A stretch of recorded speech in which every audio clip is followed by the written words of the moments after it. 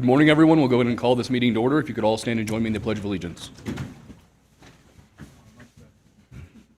I pledge allegiance to the flag of the United States of America and to the republic for which it stands, one nation, under God, indivisible, with liberty and justice for all. Thank you. At this time, is there any public comment?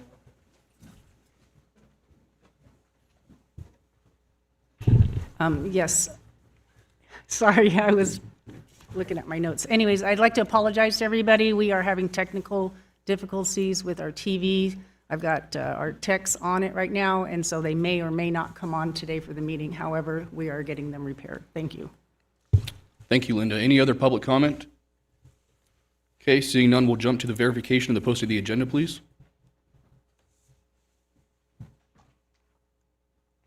Pam Moore, for the record. The agenda was posted on November 25th between the hours of 2 and 5 at the locations listed on the agenda in accordance with statutes.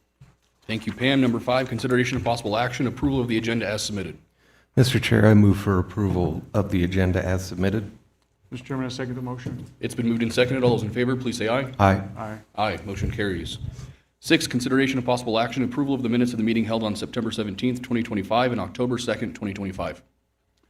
Mr. Chairman, I'd like to make a motion to find that the staff shortages in the clerk treasurer's office have caused the delays to the completion of the minutes and to approve the minutes of their meeting held on September the 17th, 2025 as presented.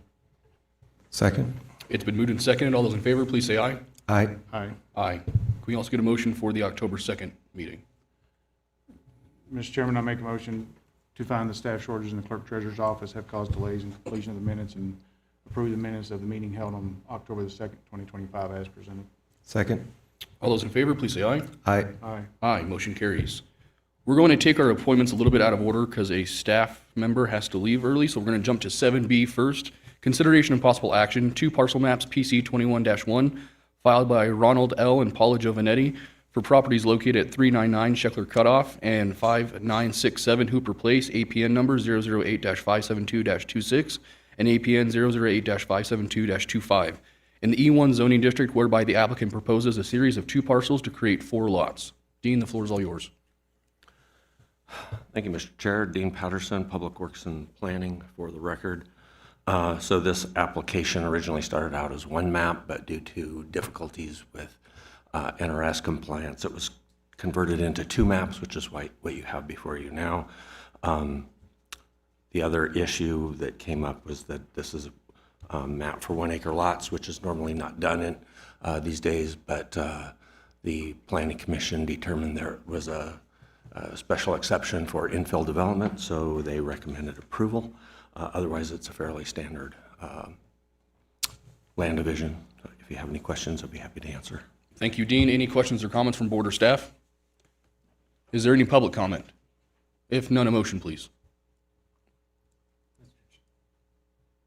Mr. Chair, I would move to approve the parcel map for Ronald and Paula Giovanetti to divide APN 008-572-26 and APN 008-572-25 into 4 lots. To accept offer to grant easement identified on the maps, and C, to reject offers to dedicate lands and improvements, subject to recommended conditions in the staff report. Mr. Chairman, I second the motion. All those in favor? Aye. Aye. Aye, motion carries. 7C, consideration of possible action or revision to acreage application PC 20-10 filed by Austin and Amber Hood for property located at 642 and 660 Peaceful Way, APN number 008-391-48 and APN number 008-391-49, whereby the applicant proposes to merge the 2 lots into 1. Dean? Thank you, Dean Patterson, Public Works and Planning, for the record. Also have the applicant with me in case you have questions. It's a very straightforward application. It's a reversion to acreage, being the merger of 2 existing lots. There were no special issues. This application is 2 lots fronting the Carson River. Otherwise, there's really not a lot to say about the application.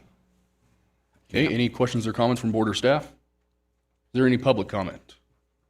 If none, a motion, please. Mr. Chairman, I make a motion to approve the reversion of acreage map for Austin and Amber Hood to merge assessors parcel numbers 008-391-49 and 008-391-48 into one lot. Second. It's been moved and seconded. All those in favor, please say aye. Aye. Aye. Aye, motion carries. Thank you for being here.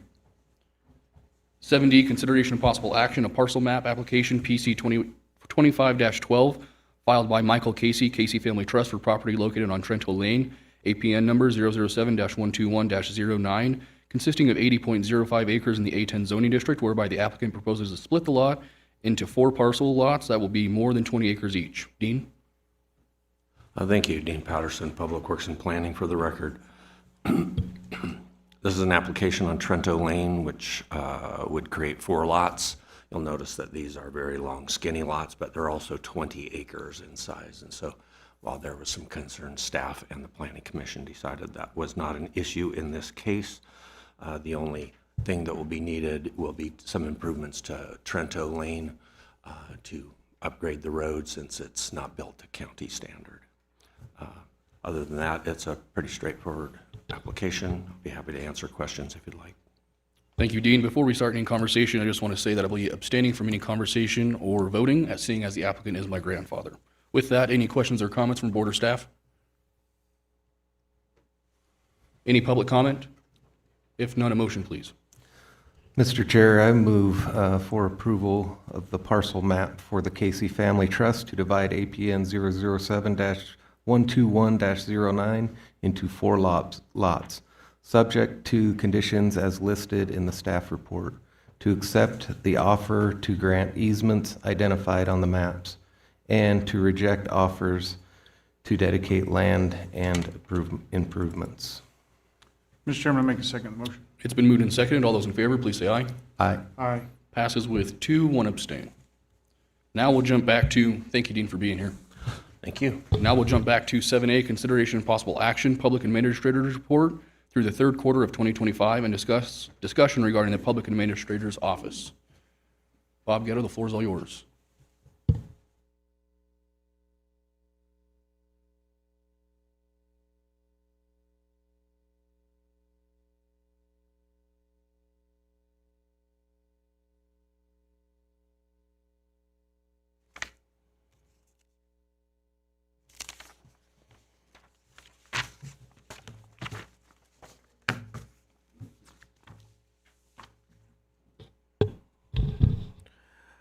Good morning. My name is Bob Getto, and I am the Churchill County Public Administrator.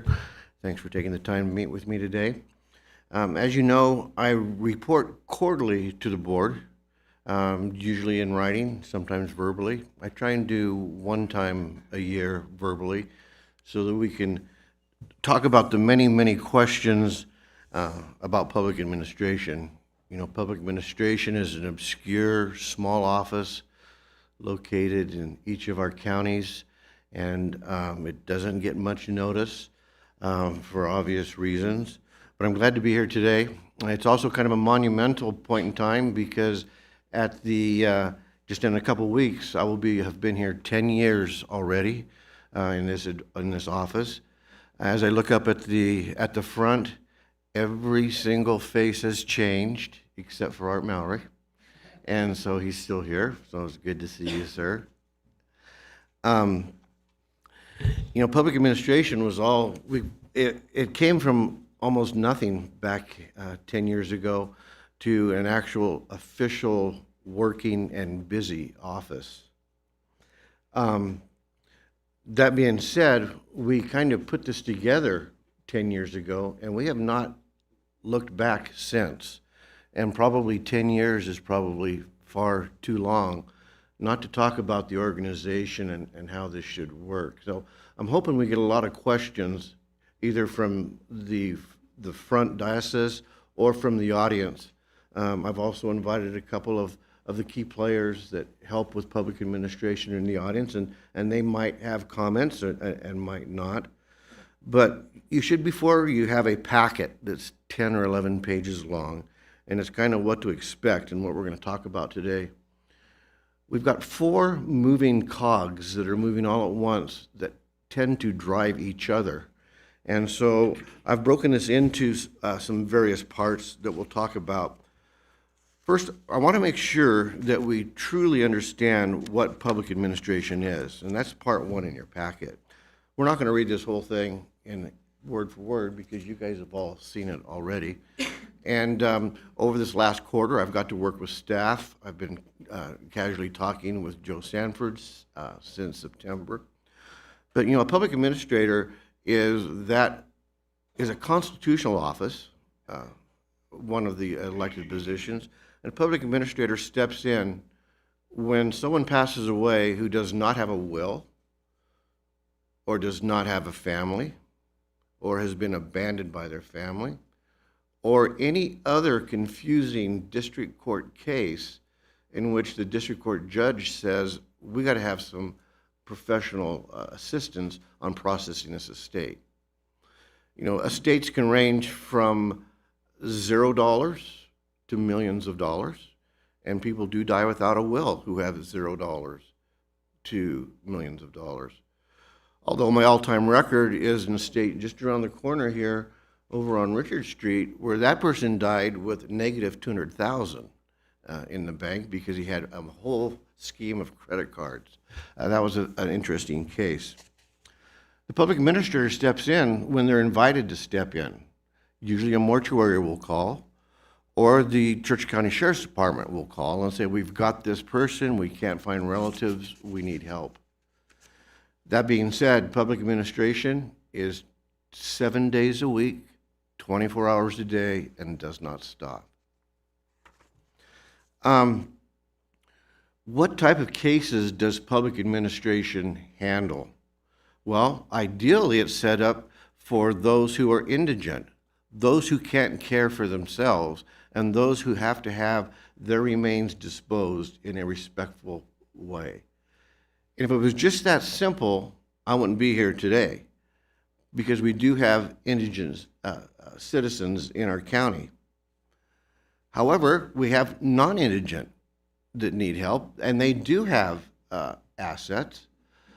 But in Nevada, if you do not have a will, and if your family does not live in the state of Nevada, you may not be able to manage your family's estate without some type of co-administrator who's a Nevada resident, or without the assistance of a public administrator. So where logically people say, well, you're just helping those who don't have any funds, that's not necessarily true. There's cases where I'm helping those with funds. Now, when they have their own funds, the estate pays this complicated percentage sliding scale for public administration.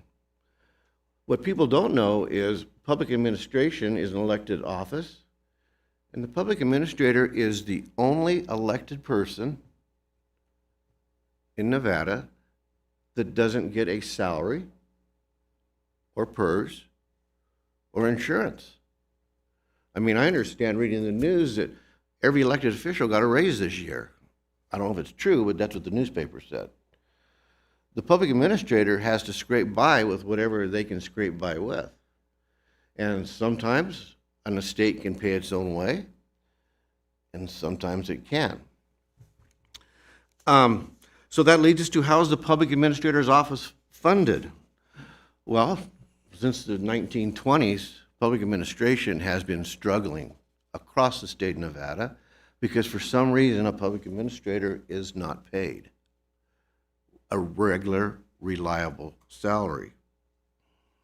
Churchill County stepped in back 10 years ago and said that we're going to fix this because every Board of County Commissioners is in control of their public administrator's office. And there's a whole different variety of how they're handling it. But what Churchill County came to 10 years ago is that we were going to have the Board of County Commissioners give a stipend to this office so this office can take care of anything it takes to run this business. And with that stipend, I take this and run it like a business and try and make it carry its own weight and even try and eke out a profit if possible, because that's how business runs in the United States. businesses need to run at some type of profit. Otherwise, they're non-existent.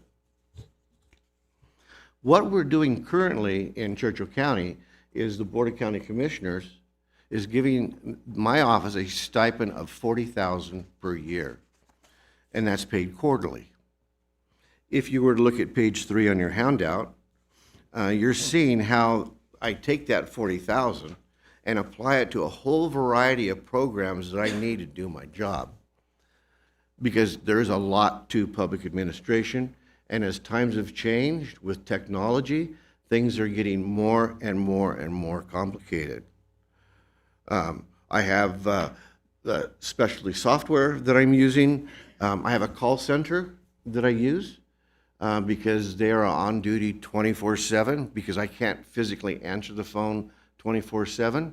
The call center works better than hiring an employee because it's a flat rate. I don't have to do payroll taxes or anything like that because I do not want any employees because that's just going to drive the cost up. We have copiers, we have office expense, signage. People say, well, what kind of signage do you need? Well, every time someone passes away, I have specialty signage that I post on the property, that I post in various locations because I need clues to help solve these complicated cases. You know, a public administrator really is a non-licensed private investigator. And really, the law sets that out, that a public administrator doesn't need a private investigator's license and has many of the same powers. We have gas, we have postage. You know, every single letter I send out to a person is $11 because I send it via trackable mail because I have to prove these family members I'm trying to find down to the second, third, or fourth degree have received that because the Nevada state law says, have you tried to make contact with family members? Even when I know if there's not family, I still dig deep enough and try and go down to that fourth degree if I need to. $11 every single time. We've got mileage and fuel. We have office rent. I have a space rented within my own business that is tying up space, and that's a lost opportunity. I might as well rent it to the public administrator's office for that small amount that we do pay. But that total is about $40,000 a year. And as time has gone by, it's running a little bit short. Now, on page 3, you can also see the complicated formula on how a public administrator gets paid. And if a person passes away with $1,500, and if it takes 6 or 7 months to get this estate closed, and when you work out this percentage, sometimes the public administrator might get $40. Sometimes I get $100. Sometimes I get $1,200, who knows? And sometimes I get several $1,000s, depending on the size of the state. It changes every single case. On line 5, it talks about the model that we have statewide that no one can really change at this point in time. But there's pros and cons with this model of getting paid at this percentage rate. The pros are, you know, the public administrator better hustle in order to try and get things paid. The cons are, though, there's a lot of work you do that you're probably not going to get paid for. That leaves a sour taste in public administrators' mouth. And if you were to follow the news over the last decades about public administration in Nevada, or the other 4 or 5 states that use this model, you'll see that public administrators get sideways very, very quickly with accounting and bookkeeping, maybe out of desperation. I don't know. We have a neighboring county where the public administrator had made some errors, and it ended up that the Board of County Commissioners got sued $2.1 million for not properly taking care of this situation. That can be looked up later, and Joe can help you with that if you need details on that. How busy is a public administrator? Sometimes super busy, sometimes not. It comes and goes depending on the calls from the sheriff's department, depending on the calls from the mortuary, depending on the calls from the general public. It's amazing how many general public people will call and say, I don't know what to do here. And I also get calls from social services, because they'll have, as you know, social services pays for the cremation of those indigent people who can't pay their own way. And social services has an application process, and you've got to prove that you're indigent. And when that happens, the system works as slick as can be. So social services will call and say, I've got Mrs. Jones here. She doesn't qualify for indigent services. Can you help her? And we figure out a way to get it done one way or another. So that's part one, what a public administrator is. But then that moves us into part two. Part two is on page 6 of your handout.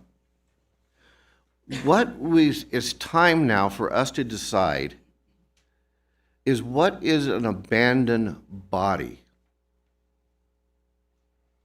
We've learned from the beginning of this presentation, we have indigent people, we have non-indigent people, and we have this small group of abandoned bodies. This is a reflection of society, and society has changed in the 10 years I've been doing this. But there are people out there that are either running from their family or their family is running from them. And these folks have to be taken care of one way or the other.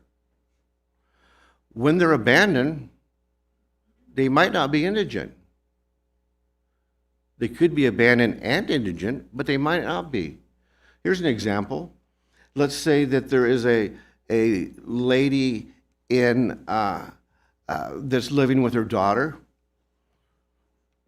and they've had a decades of despite and hate for each other, but she's there living. And so the daughter is being very wise in more or less stealing this person's Social Security, and does nothing more than provides the lady with a bedroom to sleep in. And now the person passes away. They end up at the mortuary. The mortuary works with the daughter to do something, and maybe about a year, or maybe about day 20, 30, or 40, the daughter just vanishes. The mortuary calls it, this person is abandoned, Bob. What are we going to do with this person? At that point in time, I fill out an application, and I run it through social services. The only problem is this person isn't necessarily indigent. She had maybe a bank account with $1,200 in it, but her daughter was smart enough to have her name on the bank account. When she dies, that money goes to the daughter.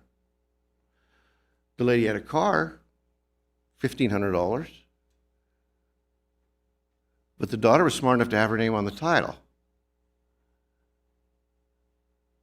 She's not indigent, and we've got to do something. This is where the problem comes between, not a problem, but between social services and public administration is how are we going to take care of this?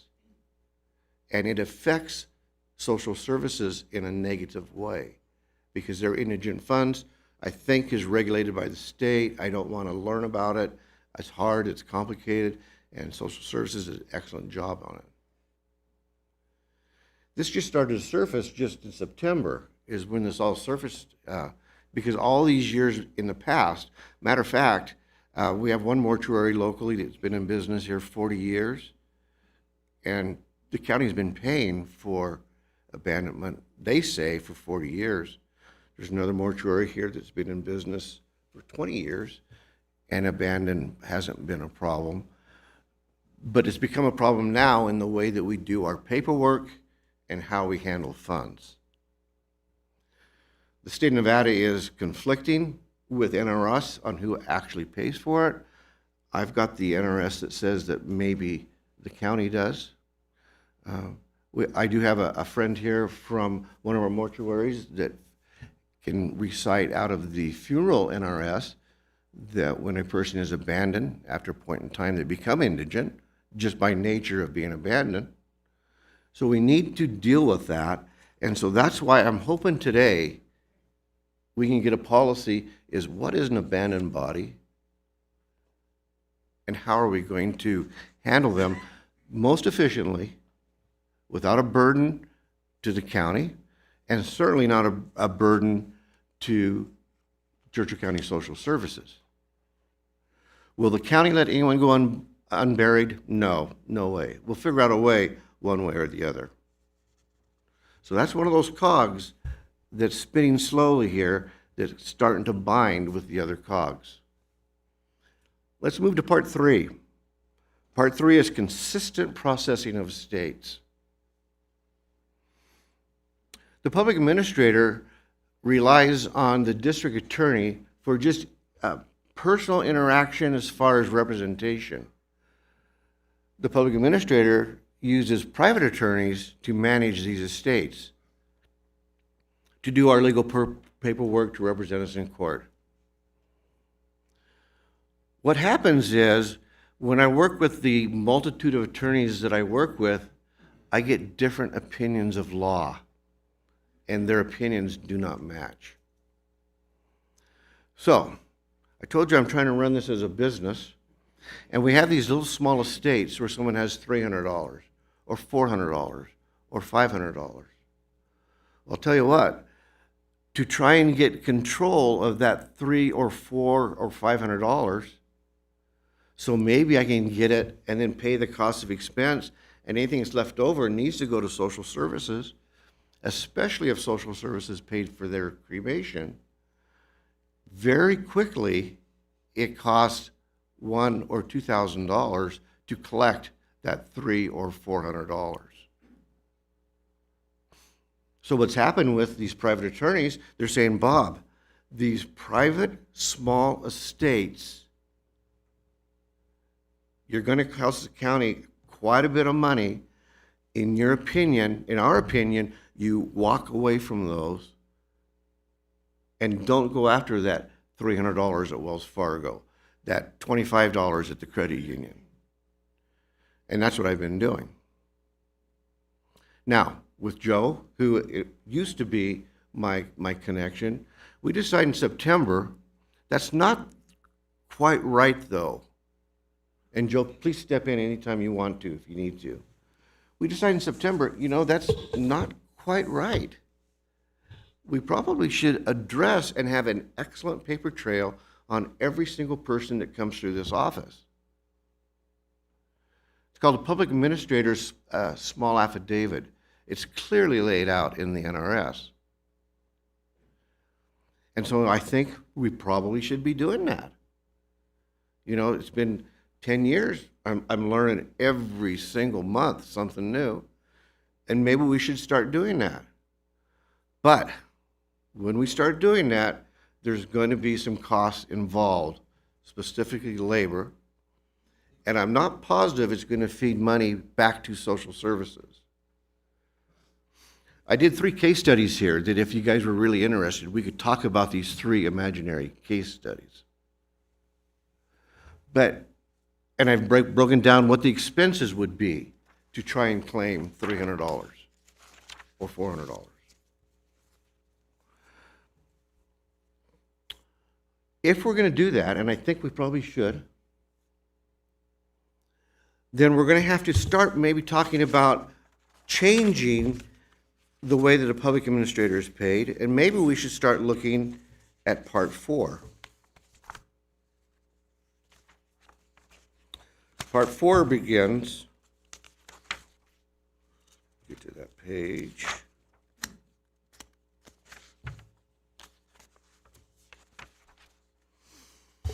Part 4 begins on your page 8. So I think the first thing we better do, and a question I'm hoping you're going to ask is, how many abandoned people do you think you get per year? And it changes all the time, but I see it creeping up. And I don't track abandoned, and I don't track indigent. I don't think mortuaries do, and we can ask one of our friends here. And I don't know if social services does either.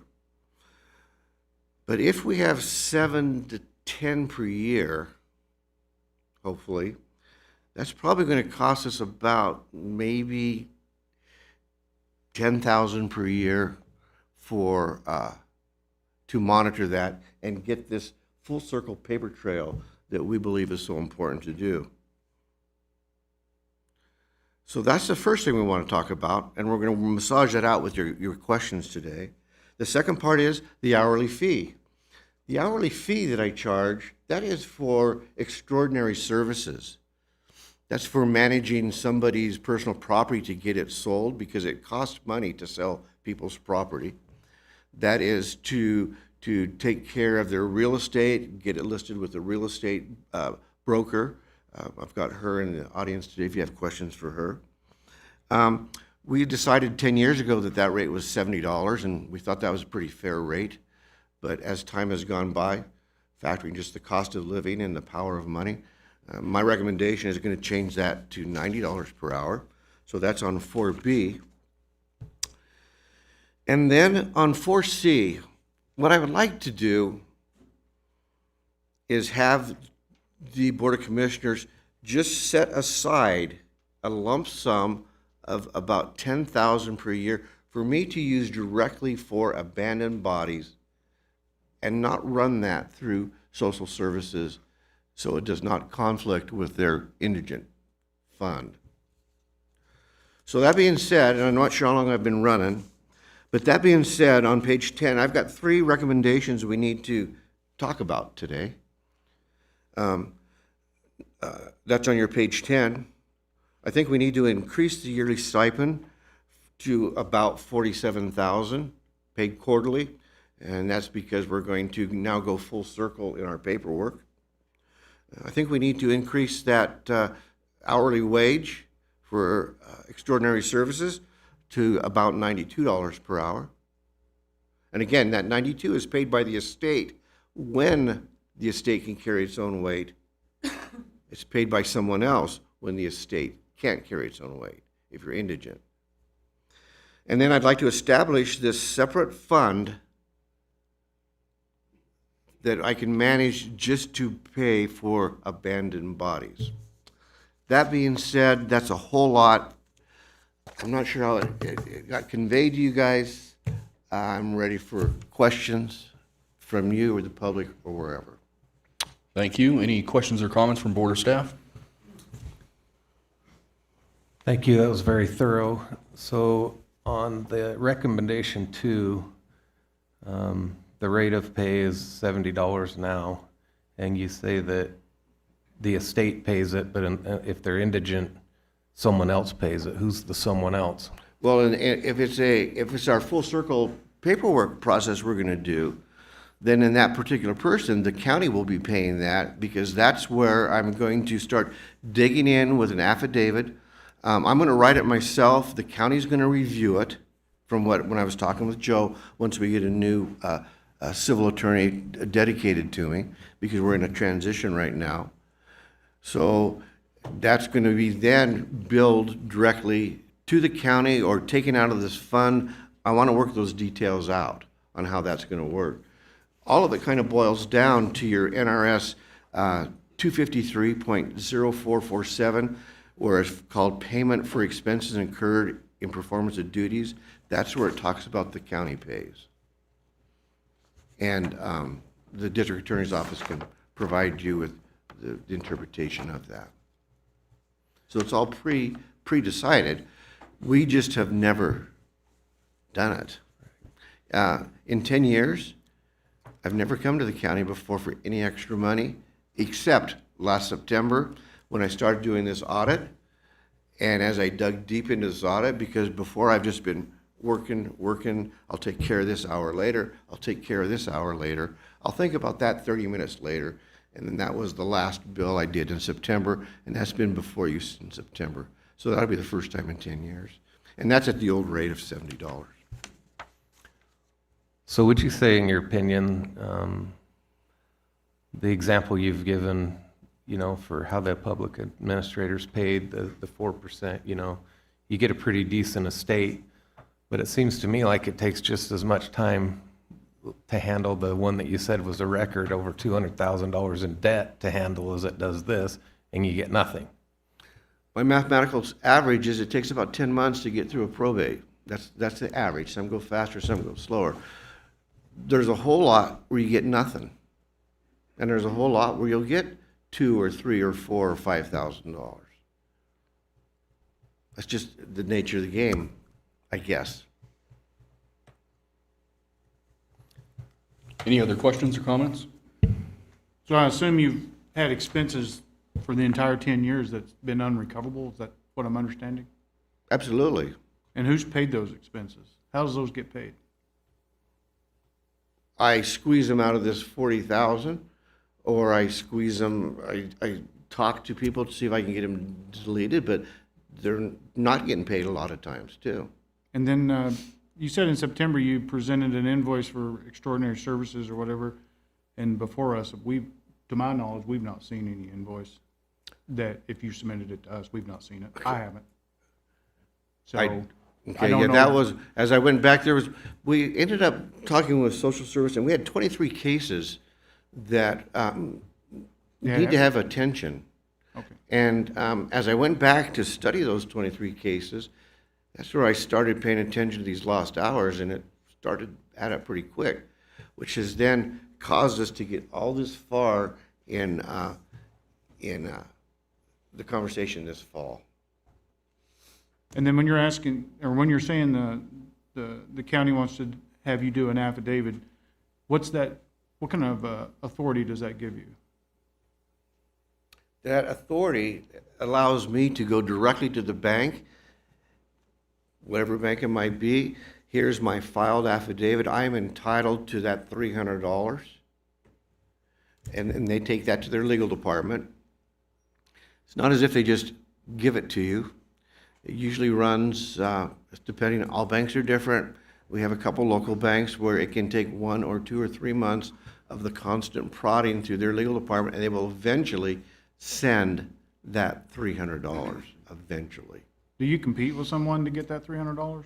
Say what? Would you be competing with someone to get that $300? Like if a family member? That's part of the whole estate affidavit, because what you do before you go collect that, I have to now try and contact family members and say, hey, here's my intentions. Here's what I plan to do. You have done nothing.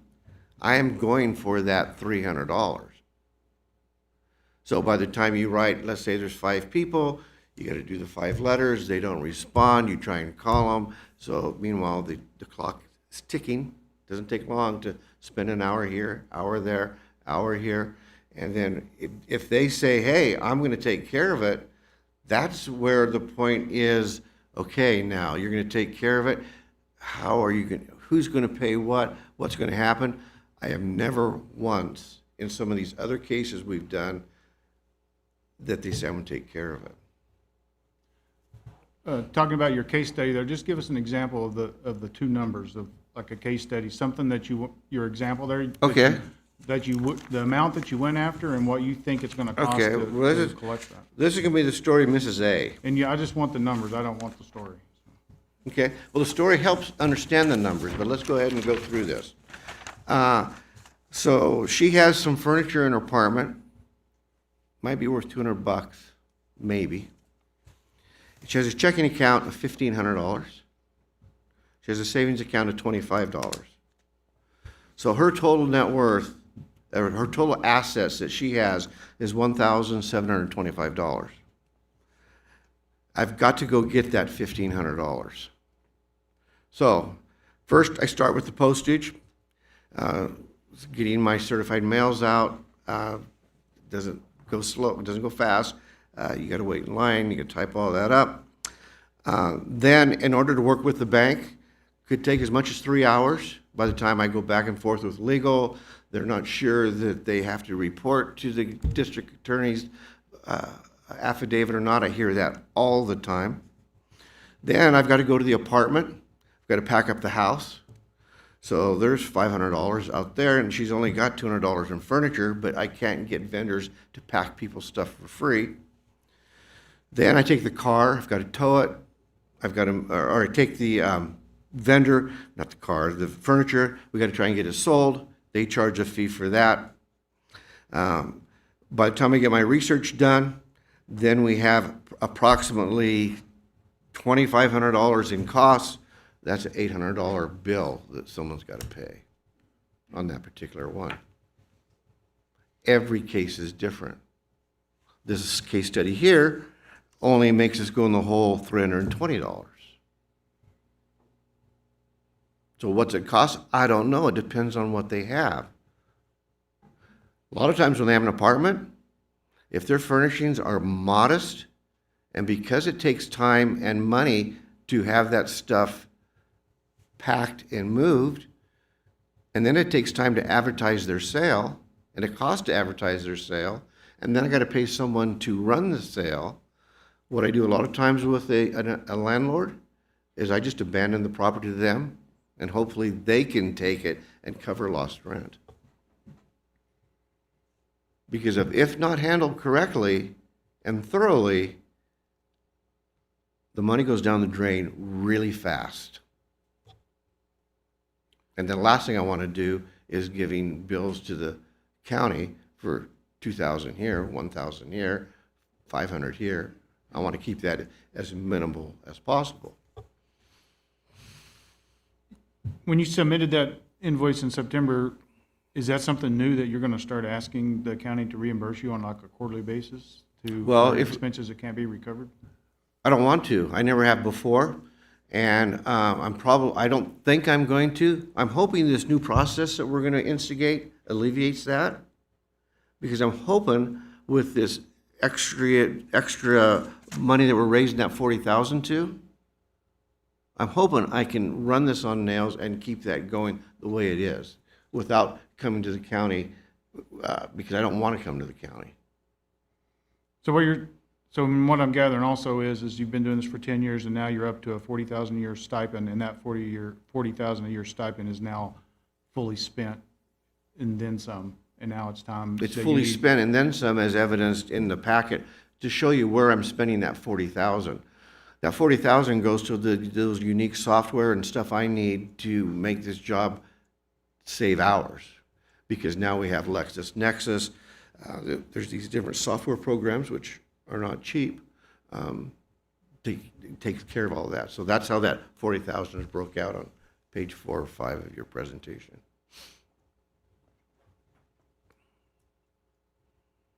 And do you think it's time that, I know you're asking for a yearly stipend, but is it something that, as you present, I would assume that you're going to present in your next year's budget this ratio for a raise? I assume that's where you would get that, if you were to get it approved. You mean like an automatic Yeah, I guess that's increase? where I'm going is when you get ready to do your budget for the year, when you present that, you would maybe present it as there's a automatic increase at a period of time to where it always gets a little higher to cover these lost money, to where we don't have to come and revisit this every single time that you get in trouble with the expenses. I would say that's probably the proper way to do it. I would say that's probably the proper way to do it, and I would like to work with staff to figure out how the best way to accommodate that. So I'd say that's proper, but I haven't thought about that in detail. One thing we got to throw into the mix, though, and I don't know if now's the time or not, but public administration is changing throughout the state. And as you know, there's five counties where the public administrator is automatically the district attorney's office. And that's a model that can be done. I think it's an expensive model because that would cause the district attorney to hire staff to do this. And by the time you guys do salary, by the time we, the community, does salary plus PERS plus insurance plus everything else. So I don't know if the district attorney route is the way to go.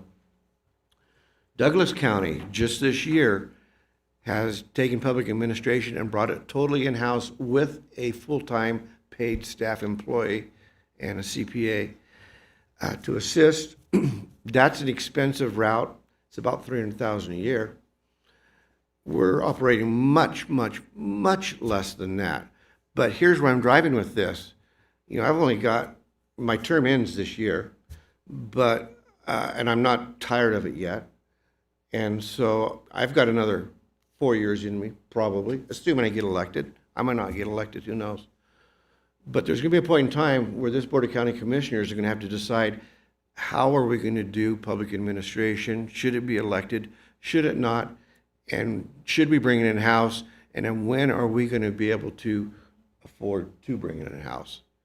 Because it's going to be expensive. In my mind, it's expensive. Maybe not on the overall county budget-wise, it's not expensive. So I don't know if that answered your question. I rambled, sorry about that. I think it did. I just, you know, something, I understand your concerns, I see your concerns, numbers, I see the numbers. As you present your budget for next year, maybe, you know, maybe I recommend that you'd submit it with a new stipend number and how it automatically increases. And then on your hourly rate, base that into your budget and on an automatic increase that meets the common thing. And then put a line item in there for abandoned bodies. And then we can see if that would work within the budget parameters that, once we start reviewing them. I don't think you're asking for money at this very moment. You're just asking a good path forward. Is that what you're asking? I'm actually asking for money. So what I'm asking, to be direct, what I'm asking for is for, on page 10, on July 1st of 2026, I would like that stipend to be $47,616. Well, that's what I'm saying. That's when your budget starts. So like, you're going to present your budget in Well, you know, the first of the year. I have never presented a budget before. I know the department heads and You came other in elected during our budget officials meetings that we have this form, and I've never done that before. You came when we had the round table, you came in before and presented your actual budget. Okay, if that was presented Yeah, budget. that's the same thing, yeah. Okay, And so that's, then I have presented a I'm budget. gonna jump in here real quick. We can't, correct me if I'm wrong, someone from, or correct me if I'm wrong, we're starting to steer off a path. This is a presentation about what you do and what your department does. We can't approve any new funds, we can't approve the stipend or the hourly, we can't do any of that. That needs to be agendized on an Okay. actual agenda and have the discussion about it. Okay, so I want to get that on the agenda. So we can coordinate with Pam and we can get that on the agenda if you Yeah, wanna go. I will say, the go ahead. I was going to say, to the extent it's starting July 1st, that would be part of the budget, and we will have that on the agenda as part of the budget. And it'll also be when you have the rest of the budget, so you'll be able to make decisions that include knowledge of what revenue is likely to be as well as what expenses are likely to be. And so that's when things like creating a new fund or creating line items and changing the budget amount would be done at that time. If I can jump in, the only thing that is not part of the budget process would be recommendation number 3, because there is a request for the $10,000 per year starting July 1st, 2026, but creating an initial fund on January 1st, 2026, which is still part of this year's budget. So Correct. if that's the case, that would have to be brought on an agenda item to this board to approve that. The rest of the ask would be part of the budget process going forward into next year. That's what I'm trying to say, and that's correct. Now, the reason I'm asking for the January 1st, I think I have 7 abandoned bodies right now. Now, when they're abandoned, they've been cremated, so that's not, I'm not saying there's bodies, but I've got 7 cases right now that are abandoned that I've held back since September. And Mr. Chairman, I just want to make sure that I wasn't trying to do something like, or expend money or whatever. I was trying to educate Mr. Ghetto on how he can get to these numbers is through the budget process. Yep, totally understand Because that. I feel like he didn't really understand, so I- just wanted to make, that's what I was trying to do. I'm the least sophisticated of your elected officials, put it that way. I do want to make sure, though, that I'd like to talk to Noah. I think Shannon's in the room at Social Services, and I don't know if, I want to make sure that she gets a chance to say anything, if she wants to, about indigent funds and how that affects that mess. Shannon, are you available?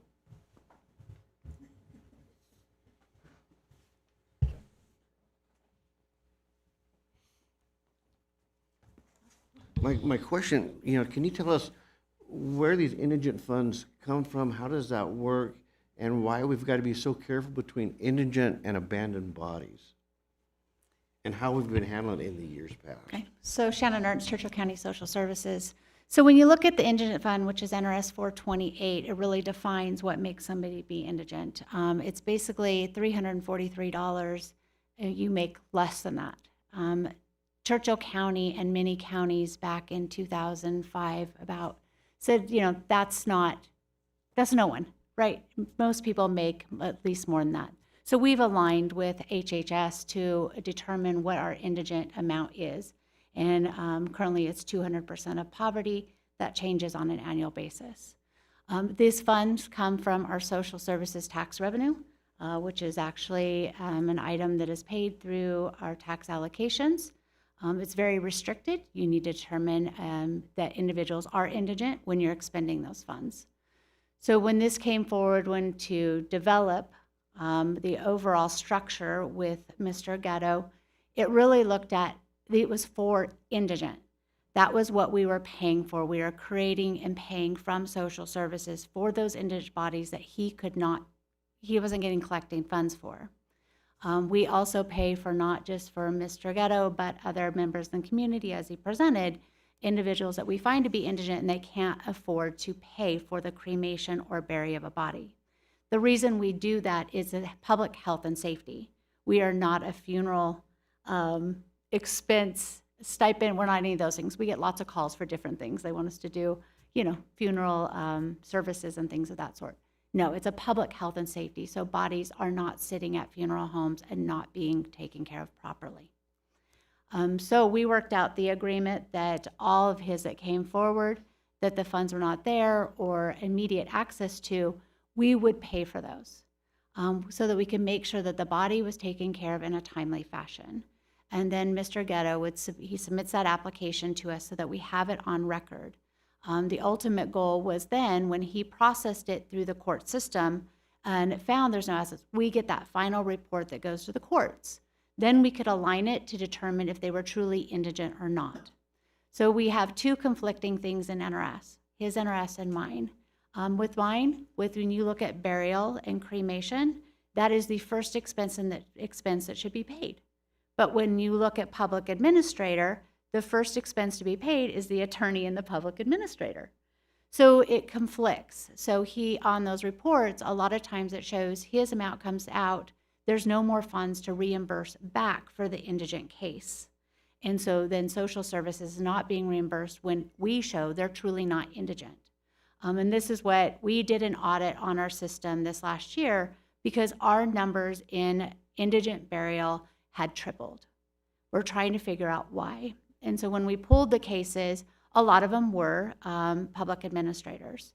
We had to close out those cases. We need the actual court report to show the final accounting of what happened with that estate so we could say this is indigent or this was not and we need to be reimbursed. So that's where these 23 cases came forward and it opened up this process this year. If there's any other questions, that is the process in a nutshell. Any other questions for Shannon? Okay, thank you, Shannon. It's simple, as you can see. Right, yeah, right. Any other questions from board or staff? I just have a couple comments. For the bank accounts, typically when an account goes dormant, the bank sends the money to unclaimed property in the state. So wouldn't that cover our side of, then the people could get it that were possibly relatives? Yes, by doing absolutely nothing, eventually that money goes to the state. But at that point in time, and if I do nothing, that means I don't do this affidavit that we're going to do. It goes to the state, but then I don't really have the right to go claim that. I would say that maybe the county would have more of a right than me, but how does that work, Joe? Because once it goes to the state, I see many of my cases where, oh yeah, there's Mrs. Smith. I remember handling that back in 2021, and here's that same $80 sitting there.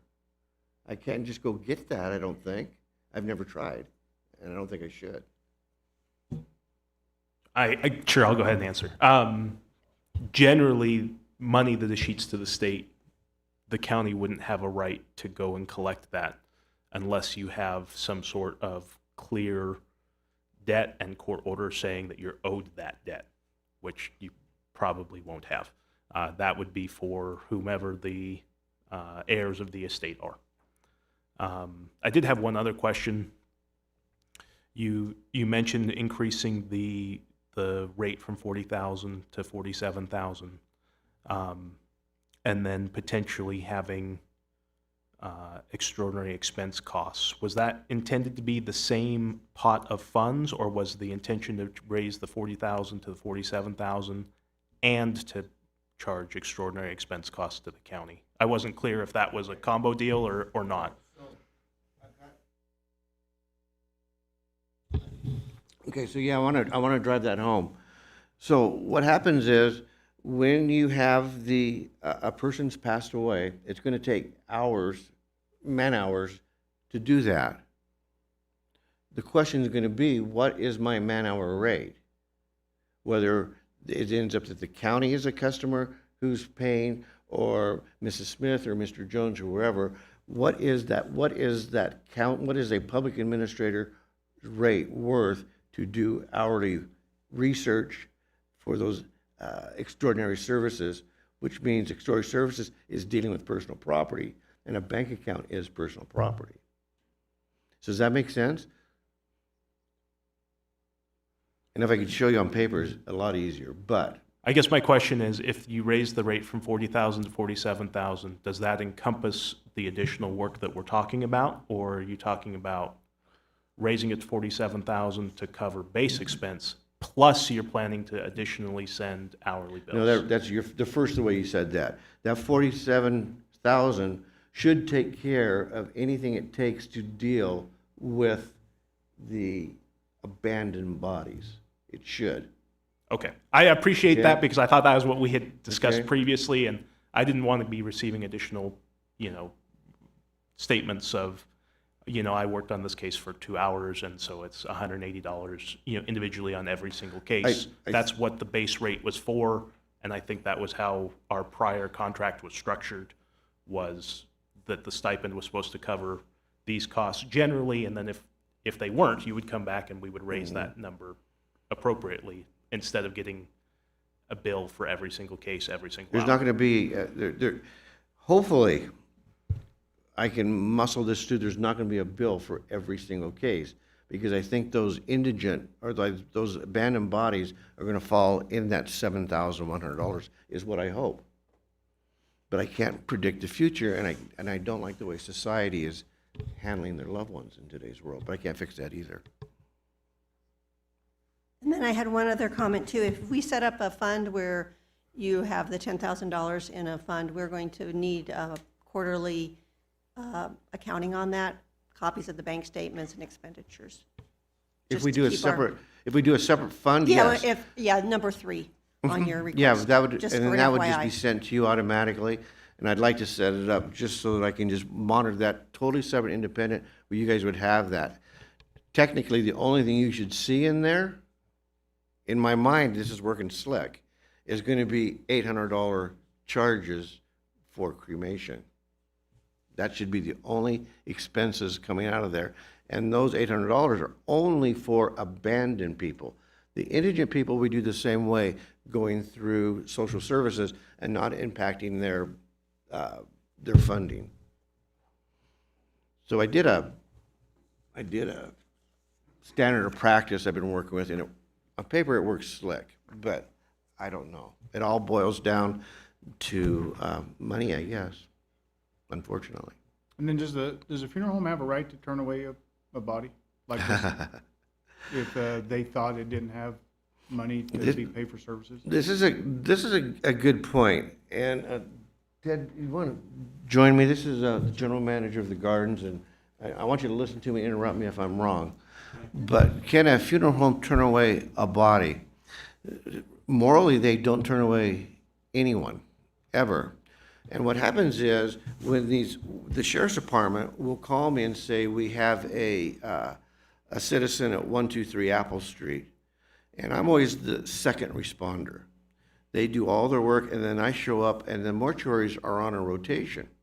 And so the mortuaries show up and gladly accept this body, and then away they go. What the mortuary doesn't know at that point in time is that body are they indigent? Do they have funds or not? They don't know. They don't even question it. They just take that body get it ready to do what they have to do.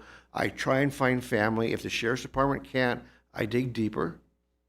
I find the body, I try and get them together. I let them take it from there.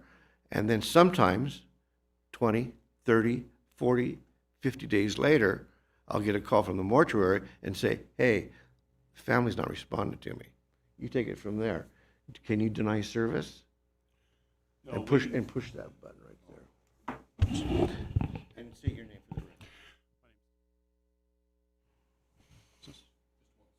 There you go.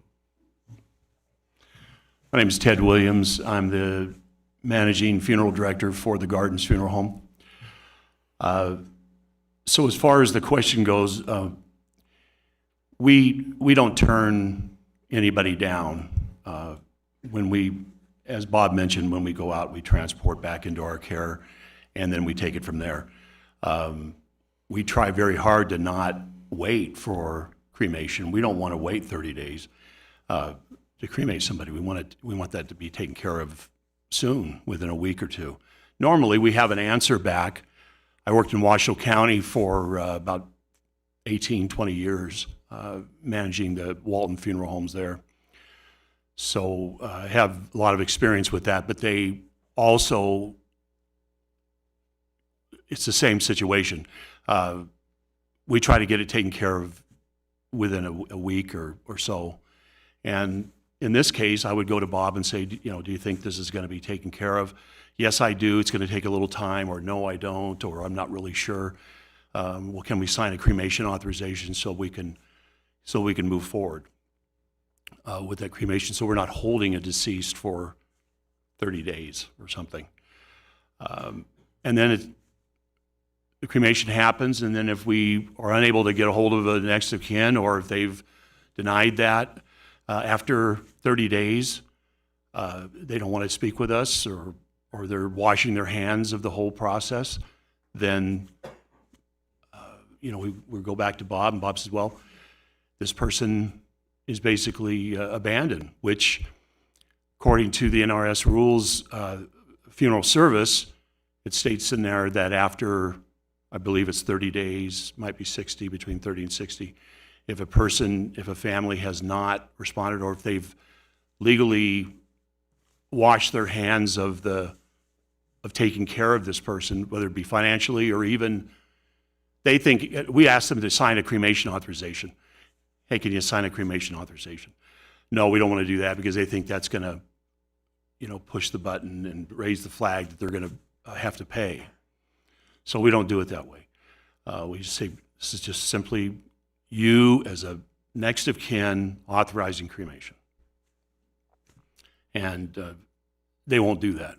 So now, essentially, it turns into an indigent case, according to the NRS rules. So I don't know if that's answered the question about how we handle things. Are there any other questions? So those would be the ones that would be used out of that fund that we have, because they're truly abandoned in that case. Now, with our new process that Joe Sandberg's helping me get started with, and my new contact with the district attorney's office, we're going to start doing paperwork every single time on these, and we're going to go through the motions of trying to get this money if we can. So it's going to be a little bit scary this first year, because I don't know what to expect. I don't know how this is going to work. It should work good, but I don't know. So you're just assuming that that'll cover the cost? I'm hoping. Okay. And then I just had one other comment. When this was brought up before, we had ordered a credit card, and I thought you were going to be using that credit card still sitting in the comptroller's office. So Right. could that possibly be used to pay for these instead of having a bank account of $10,000? I'd rather just return that credit card back to you. I've never used it before. I don't want to use it. I prefer to have a separate account that I can run through my QuickBooks the way I do QuickBooks. I'm not a sophisticated bookkeeper, but I'm a good bookkeeper, and I'd rather have that separate account only and not use that credit card. I just have a question that sprung up. So there's not a timeline, say you've tried to get hold of family, there's not a cutoff timeline? Because that seems like a long time to wait. There's not an NRS that says, hey, as long as you've tried for a week and nobody responds? Is there a timeline? It is difficult to put a timeline on that situation. So I think sometimes it'll run into 30 days as far as at least trying to get a hold of a family member. And really by law, after, I believe it's 30 days, I have to look at the NRS rule again, but I believe it's 30 days. Essentially, it's turned in now to basically an indigent case, and so therefore we can begin the cremation. But we really haven't had to wait. I think over the years I've seen maybe a handful or two of deceased that have had to wait for 30 days because of whatever situation has come up. Most of the time, the cremation's handled within a week. Now, and the cremation's handled, not a problem, and then they're relying on me, let's say it's a non-indigent person, now they're relying on me to get their house sold, get it through escrow, blah, blah, blah, and then they get paid maybe 7, 8, 9, 10 months later. So they're carrying, so the system's imperfect. The Nevada state statutes conflict each other all the way around. I've got social services needing stuff this way, mortuaries telling me here, I got families telling me here. It's an imperfect situation. So now what we're doing today in Churchill County, let's just create our own perfect situation, and we're gonna handle it the way we do it here, and follow the law and be done. So that's where I'm coming at. And I'd just like to go back to this extra fund that you want. I would encourage you to work with us as we work with you, that if the comptroller's office thinks that using that credit card is the most efficient way, then I want you to really weigh that a lot to see if that's an option, because one, it saves you time because you just have to do a swipe, and two, she's already balancing a credit card, and now we have to add in another account to keep up with and reconcile. So there's a little bit of labor on her part. So I just want you to make sure you come to the table when you decide all that with them on the budget and stuff, that you have an open mind to use the credit card if it's a real good option. Okay, any other questions or comments from board or staff? My one question that I had was, if you did, let's say you have a case that ends up having $500,000, you get your cut, there's a cut to lawyers, the funeral home, stuff like that. Where does the excess funds go to? If it's is it $500,000 with family or Whatever without? the amount is, no family. With no family, it goes to the state of Nevada. Where does it go into the state of Nevada? We write to the Nevada State Treasurer. And so it goes to the state of Nevada. Yeah, probably. Okay, that was my question. Have you received all the guidance that you're looking for today to move forward? I've received the guidance I'm looking for today, and I'm focusing on page 10, those recommendations, and that's what I'm looking for, and whatever professional legal order it takes to get those 3 things taken care of. Well, I guess we'll see you in budget season. Okay. And if that, for that third one on there, your third request, if that one needs to be done before January 1st, then we'd have to put it on the next agenda, I guess it would be, in order to get that done in time, so. It would be nice, because I am holding, since September now, I'm holding 5 or 6, 7, I can't remember for sure, that I need to fill out and get those mortuaries paid. Yeah, so you have to get with Pam and get put on the next agenda if you want to have us discuss that and approve that or deny that. Is there any public comment on this agenda item? Okay, go ahead, come on up.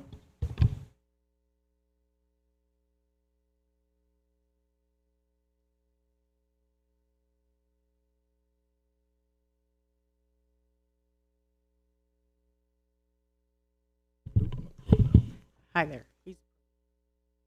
My name is Lori Mokini. I am the retired chief appraiser, chief deputy assessor for Churchill County. And 10 years ago when I retired, I was lucky enough to get associated with Mr. Ghetto as a public administrator, got my real estate license back, and I've been able to work with him. And every day, every case has been like a master class, as you guys have just been witness to, in probate and real estate and where the money goes, how's the money spent, and the kind of hours that you have to put into it. And he works 3 times as hard on every case than I do. And my broker says I'm worth $75.50 an hour. So if you guys had to pay him by the hour, I think the county would not be as well off as it is now. Mr. Ghetto is probably one of the best assets that Churchill County has, along with everybody here. So I am hoping that you are able to work with him, because it doesn't matter what kind of probate we have, whether it's a multi-million-dollar property or, as you've just heard, an indigent estate. He has the same passion, drive, and puts in just as many hours on each one of them. So I'm really hoping that everybody can work together with him so that he can take care of the indigent just as well as he takes care of everybody else.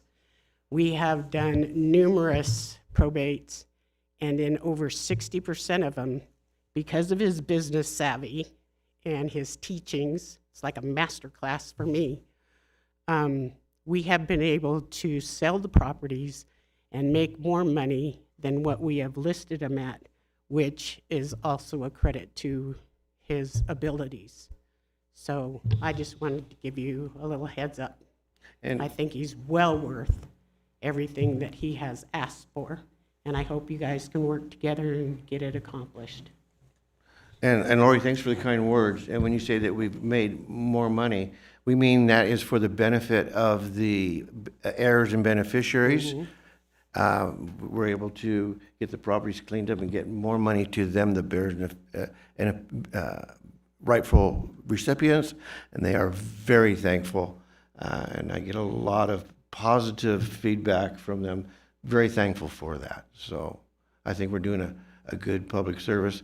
Not to mention all the phone calls I get for road construction, signs, traffic noise, zoning violation, because people think that a public administrator is the county manager, and that's just a function, and I do a great job of pointing them in Chris's direction.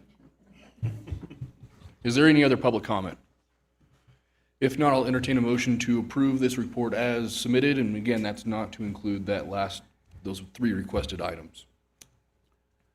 Mr. Chairman, I'll make a motion to approve the report that's been presented with exception to the recommendations listed on page 10 of the report.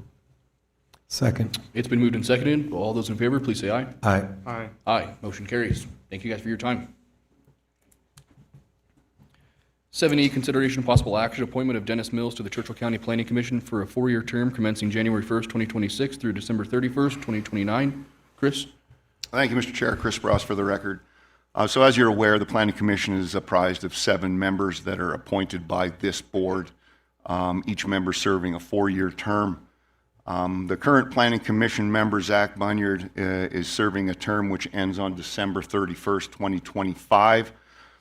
So we went out and we advertised to fill that position. We received 2 applications, one from Mr. Dennis Mills and another from Mr. Arthur Johnson, and their redacted applications are attached for your review. Interviews were conducted by myself and Mr. Sanford, and upon completion of those interviews, it's our recommendation to this board to appoint Dennis Mills to that 4-year term beginning on January 1st, 2026, and concluding on December 31st, 2029. Be happy to answer any questions. Thank you, Chris. Any questions or comments from board or staff? Is there any public comment? If none, a motion, please. Mr. Chair, I move to appoint Dennis Mills to the Churchill County Planning Commission for a 4-year term commencing January 1st, 2026 through December 31st, 2029. Mr. Chairman, I second the motion. All those in favor, please say aye. Aye. Aye. Aye. Motion carries. 7F, consideration possible action, application for continued support funding for domestic violence intervention, DVI, in the amount of $4,000 for fiscal year 2025-2026. It'll be the red button at the bottom of those microphones, and the floor is all yours.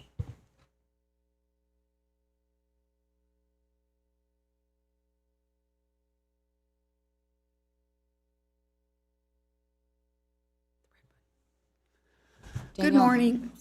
Good morning, Corinne Gomes. Danielle Harris. So, good morning, everyone. We'll try to make it quick. Some of you guys are familiar with our program and some of you guys are not. We are a nonprofit organization that serves victims of domestic violence and sexual assault in Churchill County. We get most of our funding from state and federal grants. We have 5 grants right now that pay the bulk of our costs for the year. We have 2 through the Attorney General's office. We do 1 through Victims of Crime, the federal grant through Victims of Crime. We get family violence prevention, a family violence prevention grant. And I think I might be forgetting one of them off the top of my head. So with those federal grants and the state grant, the marriage license grant, so with every grant or every marriage license that gets passed in our county, we get $100 of each of those marriage licenses, and that goes into the overall pot for the year. We do get a little bit of money from that from Las Vegas, because obviously people go to Las Vegas to get married, and we get kind of a little bit of that from the state. So that covers the bulk of the cost of the services that we use to provide for our services for sexual assault and domestic violence.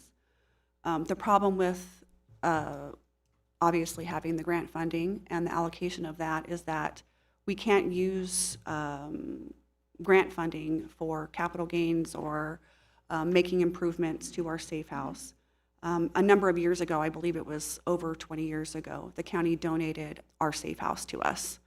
And we use our safe house for victims of domestic violence and sexual assault who were actively fleeing domestic violence.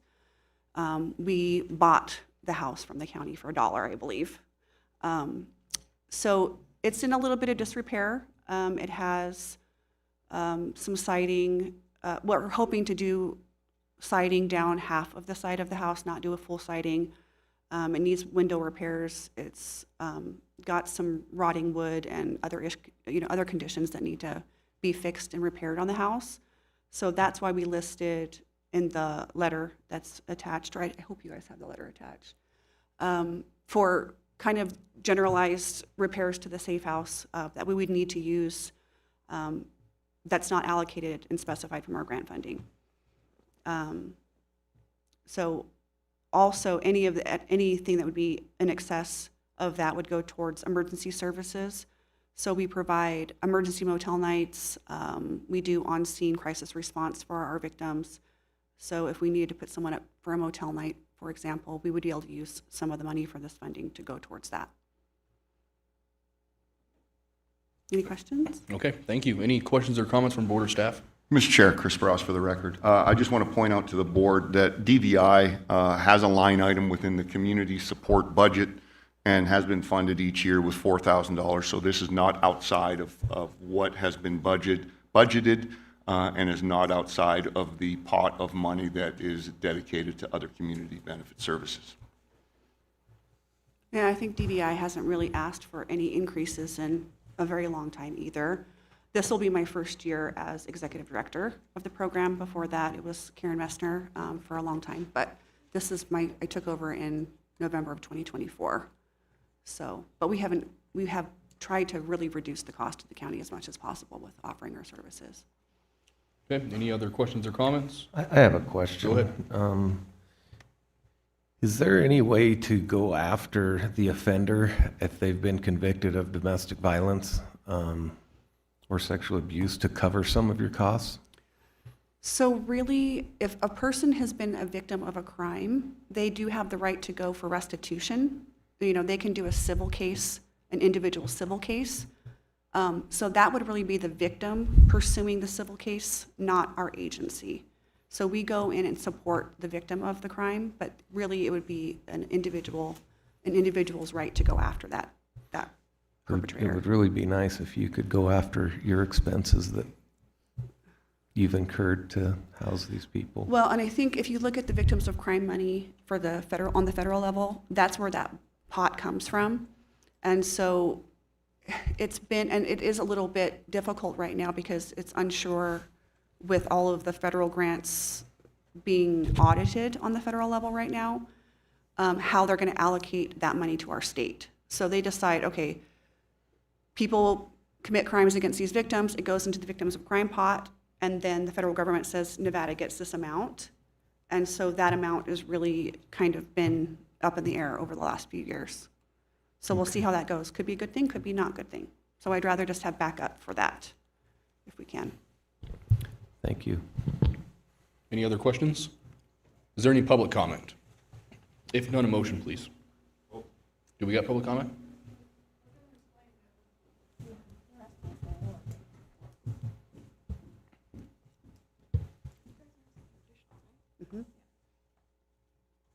I was going to explain, Alexa Robinson for the record, that they are asking for additional this year or possibly next fiscal year, but we won't worry about that. They are, in their letter, they asked for additional, it's 20,000. We recommended the 4,000 that's been budgeted in the line item because that's what was Yeah, budgeted. that's what we had budgeted. If we want to increase that, in my opinion at Yeah. least, and you guys can disagree, then we'll have to do that during our actual budget cycle. Yeah. But right now, this is what was budgeted, so, I just wanted to make sure that that was Yep. understood. no, I appreciate it. Thank you very much. Thank you. Any other public comment? If none, a motion, please. Mr. Chairman, I'll make a motion to approve the funding for domestic violence intervention in the amount of $4,000 for the fiscal year of 25-26. Second. It's been moved and seconded. All those in favor, please say aye. Aye. Aye. Aye. Motion carries. We'll go grab a picture in front of the seal real quick.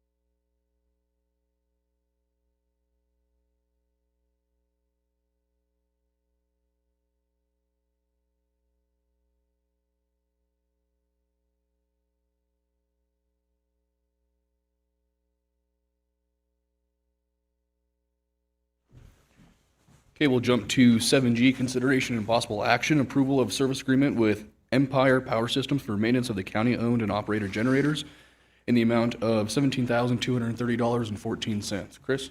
Thank you, Mr. Chair. This is Randy's item. Randy is some training, so I will take this item. So annually, the county contracts with the local Caterpillar dealer. It used to be Cashman, it is now Empire, to perform the preventative maintenance services on all the backup generators that the county has. We have, I believe, still 14 backup generators, and 7 of those are for water and wastewater that support the lift stations, the water treatment plant, the wastewater treatment plant, and then the other 7 are for some of our facilities like the Rafter 3C, the Annex building, and several other facilities and grounds buildings. So the $17,230.14, that's an $1,105.14 increase over last year, which is in line with where the increases have been kind of annually, and that represents about 6.5% over the previous agreement. The cost, because it's 7 and 7, the cost is split equally between facilities and grounds and parks and recreation, and the funding sources are listed in the agenda report: general funds for facilities and grounds, and then a water wastewater budget for public works and planning. With that, I'd be happy to answer any questions you have. Thank you, Chris. Any questions or comments from board or staff? Is there any public comment? I have a question. Have we ever done an analysis of what this would cost to do in-house, or do we have the ability to do it in-house? I don't think we have the ability to do that in-house. I mean, fleet maintenance takes care of fleet. This is kind of outside of their purview, and so we've always used the Caterpillar dealer because they're Caterpillar generators, so. Okay, thank you. Any other questions? Okay, if not, a motion, please. Mr. Chair, I would move to approve the service agreement with Empire Power Systems in the amount of $17,230.14 for service of the county-owned generators to be split equally between Public Works, Planning, and Building Department, and Facilities and Grounds. Mr. Chairman, I second the motion. It's been moved and seconded. All those in favor, please say aye. Aye. Aye. Aye. Motion carries. Thank you. Thank you, Chris. Did anyone want to pull the letter received? Mr. Chairman, I'd like to make a comment on that. I'd just like to say, on behalf of this commission, that we thank Mr. and Mrs. Reed for providing the letter and the phone calls that I received, and I'm not for sure if you guys received the phone calls. But I also would just like to remind our community that our staff is working very hard each day to transition the transportation program and the cart services program to a county operation. And I think once they get it all situated, everyone will be quite pleased with that. So I just encourage everyone to be positive about this issue and just give us a little bit more time. Very well said.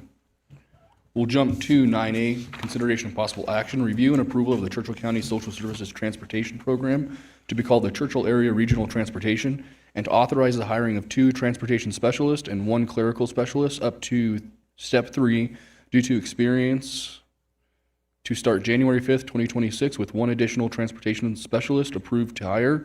Should it be determined fiscally viable and necessary. Shannon? Good morning. For the record, Shannon Ernst, Churchill County Social Services. So previously during your meeting, it was determined that the program would go under social services. We did launch this program October 1, and I promised to bring back to you an organizational chart and the staff recommendations to proceed, which is in this report. Really, the goal is to make sure that our individuals in our community can access vital services to maintain their health and wellness. The CART process, prior coming over, had its senior and disabled services. When we look at aligning the transportation services we had prior, along with these, and also our Meals on Wheels program, we're able to really reduce the staff numbers, moving some to full-time. And so in that org chart, it's not up on the screen, it really shows taking now under social services, our aging and disability services, having our nutrition services, and then having our transportation. Meals on Wheels will be under transportation also, and we're calling the whole thing Churchill Area Regional Transportation, because that's what it is.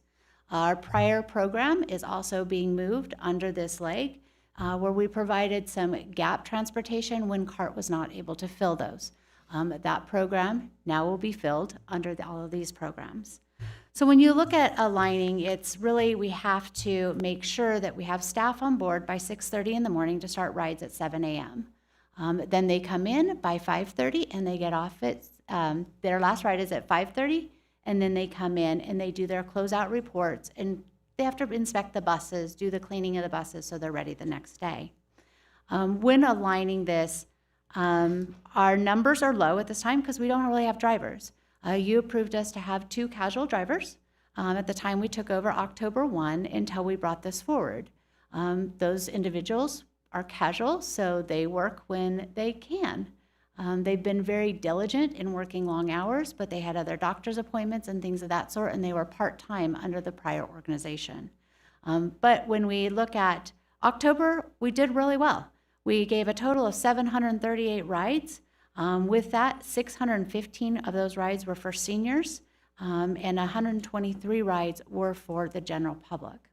We have been using the matrix that is required through ADSD and FTA for doing priorities for these individuals. So priority number 1 is for seniors to access medical appointments, then disabled to access medical appointments. 3rd, then you go into seniors doing other things and activities. 4th is disabled going to other activities, and then our general ridership. Carly Cushing, which is under the county manager's office and helping me work to launch this program, has done an excellent job trying to make all these rides fit. I know we've had a few people that have not been able to get a ride because it didn't fit in that matrix and we just didn't have a driver. I'm excited to say our casual drivers from the Meals on Wheels program understand this new process and have aligned, and they've started being trained so that they can also fill the gaps as we're going through this hiring and then be on call not only for Meals on Wheels, but for CART. We have 2 part-time drivers for Meals on Wheels. I have met with them. They understand the new alignment, and they have agreed to go full-time. So that's why today, when we bring to you, it's really looking at hiring these other ones. So we need to approve to have the two Meals on Wheels drivers, which are transportation specialists, be approved to be full-time positions. We have one clerical specialist already approved, so we are only going to need one more, and this will complete our dispatch. So I'm asking for the one additional clerical specialist up to a step 3 to be hired. My goal is to hire someone that does have knowledge in dispatch and to help align with the reporting and the requirements we have to do. And then we're asking for 2 additional full-time transportation specialists, which I have 2 casual. I want to make those full-time. And then I've been approved for 2 casual under Meals on Wheels and 2 under CART. Those will just come back together. So we'll have 4 casual positions total. This does align with the budget that was approved for fiscal year 26 as the matching with CART and through the ADSD program. If there's any questions, I can answer at this time. Thank you. Shannon, any questions or comments from board or staff? Is there any public comment? If none, a motion, please. Mr. Chairman, I'll make a motion to approve the structure and the personnel positions as presented and authorize to begin the hiring process. Second. All those in favor, please say aye. Aye. Aye. Aye. Motion carries. Thank you, Shannon. Thank you. Good luck. 10A, or new business, 10A, consideration of possible action, setting of an appeal hearing concerning the appeal filed by Eric Madrigal for the Planning Commission denial of a request for an extension of the temporary use permit TUP 427 that was previously granted to Eric Madrigal on September 11, 2024 for property located at 8893 Helens Way, APN number 006-3031-10, whereby the applicant is requesting for an extension for the temporary use permit for another year. Pam? Pam Moore for the record. Yes, as you stated, the appeal was filed. We must have this appeal hearing before January 20th. My recommendation would be to do it January 6th during the regular meeting, but you guys, it's your pleasure what you would like to do. What would you guys like to do on this? January 6th? Okay. I think we're looking at January 6th for this appeal. Is there any other questions or comments about this? Is there any public comment? If not, a motion for that, please. Mr. Chair, I move to set the appeal hearing for January 6, 2025 during the regular board meeting. Mr. Chairman, I second the motion. It's been moved and seconded. All those in favor, please say aye. Aye. Aye. Aye. Motion carries. New business 10B, consideration and possible action, adoption of an updated hiring delay and attrition policy. Joe? Thank you, Mr. Chair. Joe Sanford for the record. I will give a briefer history of this than Mr. Ghetto, but I wanted to bring this before the board because it is an important policy and you haven't had the chance to review it. Policy was originally adopted in 2013 to combat rising costs of personnel across the county, and the intention behind it and the purpose of the policy is to create a method for every department and every elected official to make a consideration when one of the personnel in their department leaves, whether they really need that position or whether there's alternatives that could be a savings to the county, whether that's sharing duties with other personnel, replacing the position with technology, doing a smaller independent contract, whatever the outcome would be that would provide a savings to the county. To implement that, the initial implementation was a 90-day hiring delay. And so before a position would be posted, 90 days would have to elapse from the vacancy of the position. And during that time, everyone is supposed to be thinking, hey, how could I do this a different way? Since 2013, I do not believe we could find a record of anyone actually being attritioned related to this policy. We've had attritions related to people reorganizing and doing different structures throughout their departments, but nobody has actually said, you know, this is a way to do this better.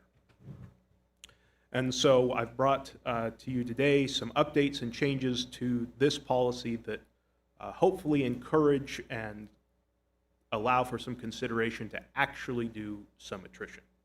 And specifically, one of the prior complaints and difficulties in actually doing any type of attrition is the way our budget works. You have money set aside for personnel. If you lose an employee, you can't just take that money and go buy whatever piece of technology or piece of equipment that you would need to replace that person. They're part of a separate item, and so even if you believe that's an option or something you would like to do, it really wasn't part of the policy. And so what we're recommending here is that if there's a potential savings of 20% or more to the county from a replacement of the position, either through job sharing or contract or equipment or whatever, that we would bring that in front of the board, and that the board could make that determination to ensure that that money gets shifted or saved in personnel and then utilized for the department in the manner that's going to replace that position. Again, we understand that if you do replace with technology, maybe it doesn't end up working out, and you may end up needing that position again. The policy states, you won't be able to replace that position until you've at least achieved the 90-day savings that you would have if you hadn't gone with a technology option. The second change is back in 2024 to consider a particular situation, the policy was adopted and amended to allow this board to set an expected savings. It was related to the CCCOM money that ended up not coming in that year, and so this was decided as a method to ensure that at least that much money was saved in personnel, that the board expected that amount of savings from this board. And in that case, there were some amendments basically saying, instead of doing a 90-day delay for every position, we will do whatever we can do to ensure $800,000 was saved. And that created a list where we kept a certain number of positions open, even if it went past 90 days, so that that amount of money could be saved. The recommended change in this case is to create an optional amount of savings that can be made instead of requiring you to do so. If you choose to set a savings rate, the Position Review Board will determine, hey, how can we ensure that that amount of savings is generated over the year? Otherwise, it will default to the 90-day delay in posting that it originally had. Some other changes that I wanted to express. The hiring delay policy has a number of exceptions. And they're generally pretty good. I would like to have for your consideration some things that the Position Review Board has generally adopted as a policy, but it isn't formally part of the policy, and for your consideration as for formal adoption. Specifically, number 2, grant-funded positions. I'd like to add the word majority grant-funded positions. It's, many positions are grant-funded to a degree, maybe 5%, 10%. Those are not the positions I think that are intended for this exception. By putting majority, we ensure that we're talking about those positions that are largely in social services, our child support program, potentially our juvenile probation outreach officer with the school. These are positions that have significant amounts of funding related to grants, and so the impact is less. Second number, it would be for number 7. Currently, sheriff's deputies, detention and patrol, as well as juvenile probation officers and their detention specialists, we have generally just given a blanket exception to, because we understand that those positions are hard to fill as it is, and that creating the hiring delay policy usually ends up just adding additional time to that, as well as the public safety aspect. And then finally, we've also generally had an exception for department head level positions, because they are required to ensure that budgets are being met and work is being done, and we don't want to have overlong gaps in that. Happy to answer any questions you may have. Thank you, Joe. Any questions or comments from board or staff? I'm sure I will, but I have a couple questions. First, what did the county do prior to 2013 that would fall in line with this type of policy? I don't know. I mean, I think that it's always been the sort of the desire for every department to, consider this, but I don't believe a formal policy existed previously. Okay. And then when you talked about it was amended in 2024 for the unexpected income of $800,000, which is a whole different conversation. was that for just a one-time happening, or did we keep it amended? Because did we keep that amendment in there, or is that just for one period? That amendment was in there.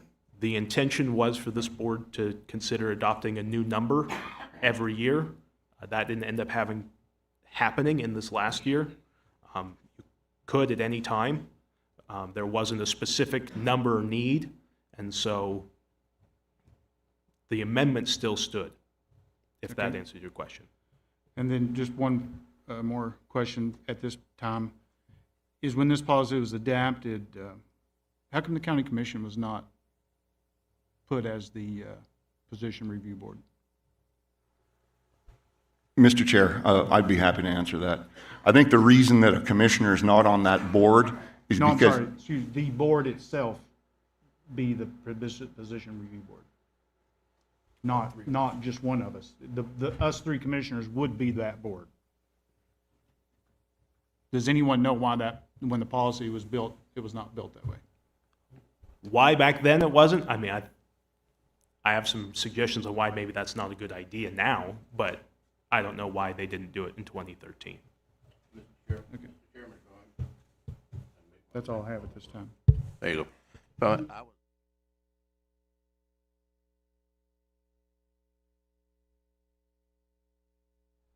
How's that? Okay. I was here at that time, and number one, the policy at that time it was implemented was told to everyone that it would be temporary because of the economic situation and stress the county and the nation were under. It was temporary. And number two, that was why the committee was put together in the way it was, because it was not going to be a long-lasting thing and have any significant impact on the officers. As it has been, it turned out otherwise, but nothing was done to change that. However, there is a strong feeling among elected officials to have a board of people, non-elected people, making decisions about who can work in the elected official's office and what period of time it takes to fill those positions, is preventing them from performing their constitutional duties. And therefore, I'm personally totally opposed to this policy in any form whatsoever. And I think the other elected officials might want to speak as to that also. Thank you. Thank you, Art. Sheriff, go ahead. Thank you. Sheriff Richard Hickox for the record.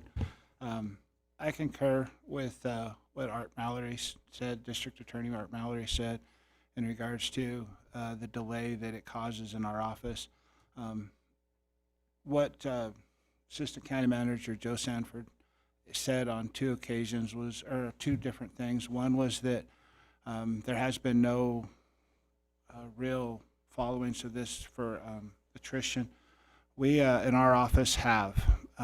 We did evaluate a position, because I feel like that's my job as the elected sheriff, is to evaluate positions when they do become open, and if they're necessary right then, to fill them.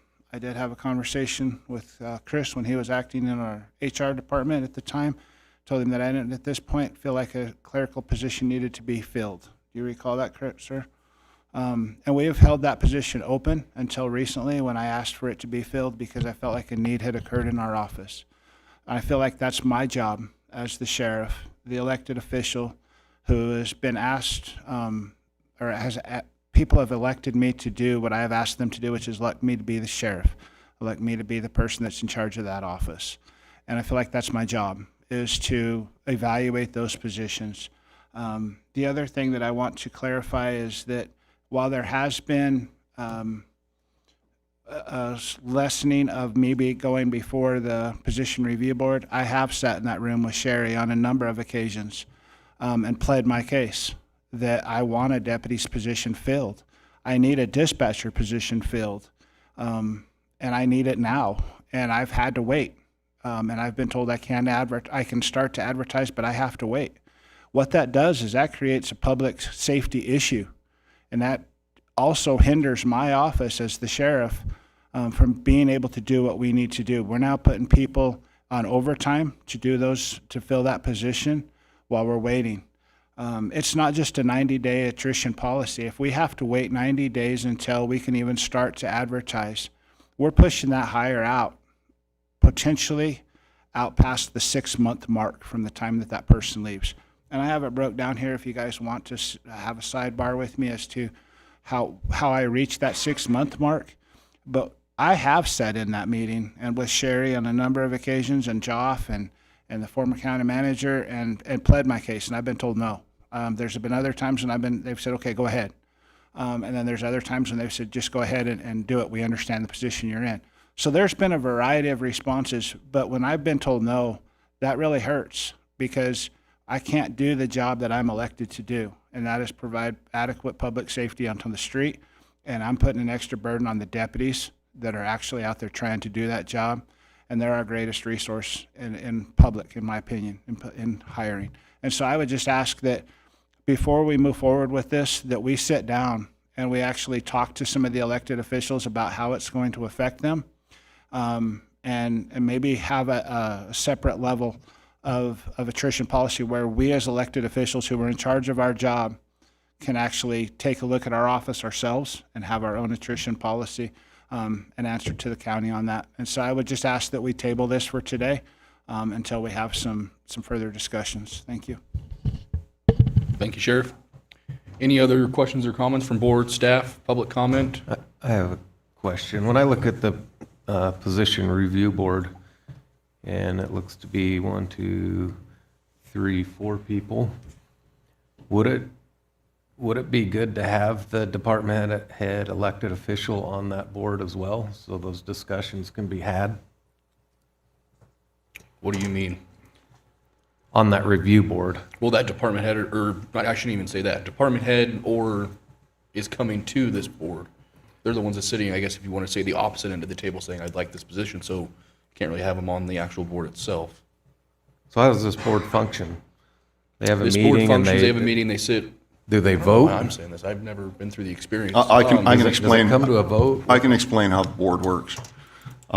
If there is a position that is vacated and the department head and/or elected official feels that they cannot do without that position, they will submit a waiver request to the position review board and outline, as it is outlined in the hiring delay, I can't do without this position. I already have the same position vacant. There are certain criteria that if that is represented in that waiver, then the board reviews that, and then the board makes the decision to say, okay, you have met that criteria there, you can go ahead and you can start to advertise. If the criteria in there has not been met, then the position review board takes the stance that we've been appointed by this board of commissioners to make a decision on how best to save that money, and if that criteria has not been met, then it falls back into you have to wait your 90 days before we can go out and we can recruit for that position. Does that make sense? The one question that I had is, reading through like the actual policy itself, there's been amendments throughout the years and stuff like that. This is basically a reversion back to, in my opinion, prior to 2024. We're kind of going back in that direction. Obviously, some minor changes and stuff like that in my eyes, but it's going back to what it used to be, in my opinion. Correct. This is moving back generally towards what it was from 2013 to 2024 with the 90 days before posting, with some additional information as it relates to the attrition function, I think to just assist people who are looking at options to ensure that this board is open to hearing those options and doing whatever it can that's going to provide savings. Mr. Chair, Chris Frost for the record, just for a little bit of clarity there too. The way the currently adopted attrition and hiring delay policy is written, it requires the board to determine a fiscal savings for the year. It says that the board shall do that. So we were going to have to come in front of this board to either A, say, what are the savings that you expect this year? And if there are none, then we would need to come in front of this board to say, all right, there are no savings. This currently adopted policy doesn't apply. And so we're bringing this back to kind of revert that to the original, the previous attrition and hiring delay policy that was in place prior to the list and everything like that. And I think I can only surmise, obviously, I wasn't here in 2013 either, but I feel that the reason that those 4 people are on the position review board is because they represent a broad field throughout the county. It represents labor in terms of HR. It represents finance through Sherry's office. It represents legal through the district attorney, the civil district attorney's office, and then it represents budget administration through my office. So it kind of has a broad outreach that touches the entire county. Any other questions? You got something? I'll make it there. Once again, I'm going to disagree with the entire premise of this, and please consider, I'd ask you to consider this carefully. Once you grant a budget to an elected official to do their job, then they have a responsibility to fulfill that job pursuant to the NRS, and you have given them a budget to do so. Now, in the middle of the year, when they lose personnel, there's a mechanism by which they are prevented from filling that position for 90 days. In fact, it takes longer when you count advertising and interviewing. And so that's an interference in the elected officials' ability to do their mandated job by the NRS. Therefore, I'm totally opposed to this. Not that the commissioners couldn't have a meeting publicly and discuss whether or not somebody's budget should be cut. That's fine. You could do that with the elected officials. You have that power. There's no question about that. But to have this intermediary step of non-elected officials interfering with the elected officials' budget and the money that has already been given to them by the commissioners is, in my mind, a travesty on our system of justice. You're interfering with our system of government between you as elected officials and your other elected officials that represent the people of this county. So this entire process is offensive to the elected officials who are deemed with the responsibility of running their offices in an efficient manner, and if they don't, the public can tell them, just like it can tell any other elected official. But to have non-elected officials making those decisions really removes it from any public scrutiny, which is totally wrong. We need it all done in the open. If the commissioners say, hey, you're spending too much money, Mr. District Attorney, we want you to cut some here, you have the power to do that during the year. That's fine. But not do it secondhand and then say, well, the staff committee decided this, therefore we're going to do it. I think that in some ways, some people might term that a cop-out. So I'd ask you to abolish this as if you want to apply it to non-elected department heads and their people, that's fine. The county manager can certainly do that. That's within his power. But to impose that on elected officials is a direct infringement on their power and authority to do their job. Not legally. I'm not citing any legal precedent for that. I'm citing the basic principles of our democracy. So please, please consider that. Thank you. Thank you, Art. Any other questions or comments? Go ahead, Eric.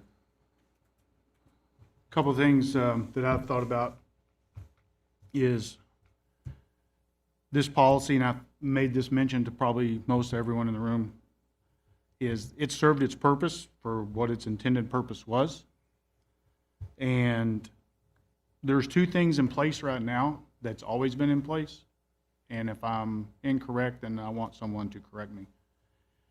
Each year, we have a budget process, and we all agree that that department has enough money and the budgeted personnel for a whole year.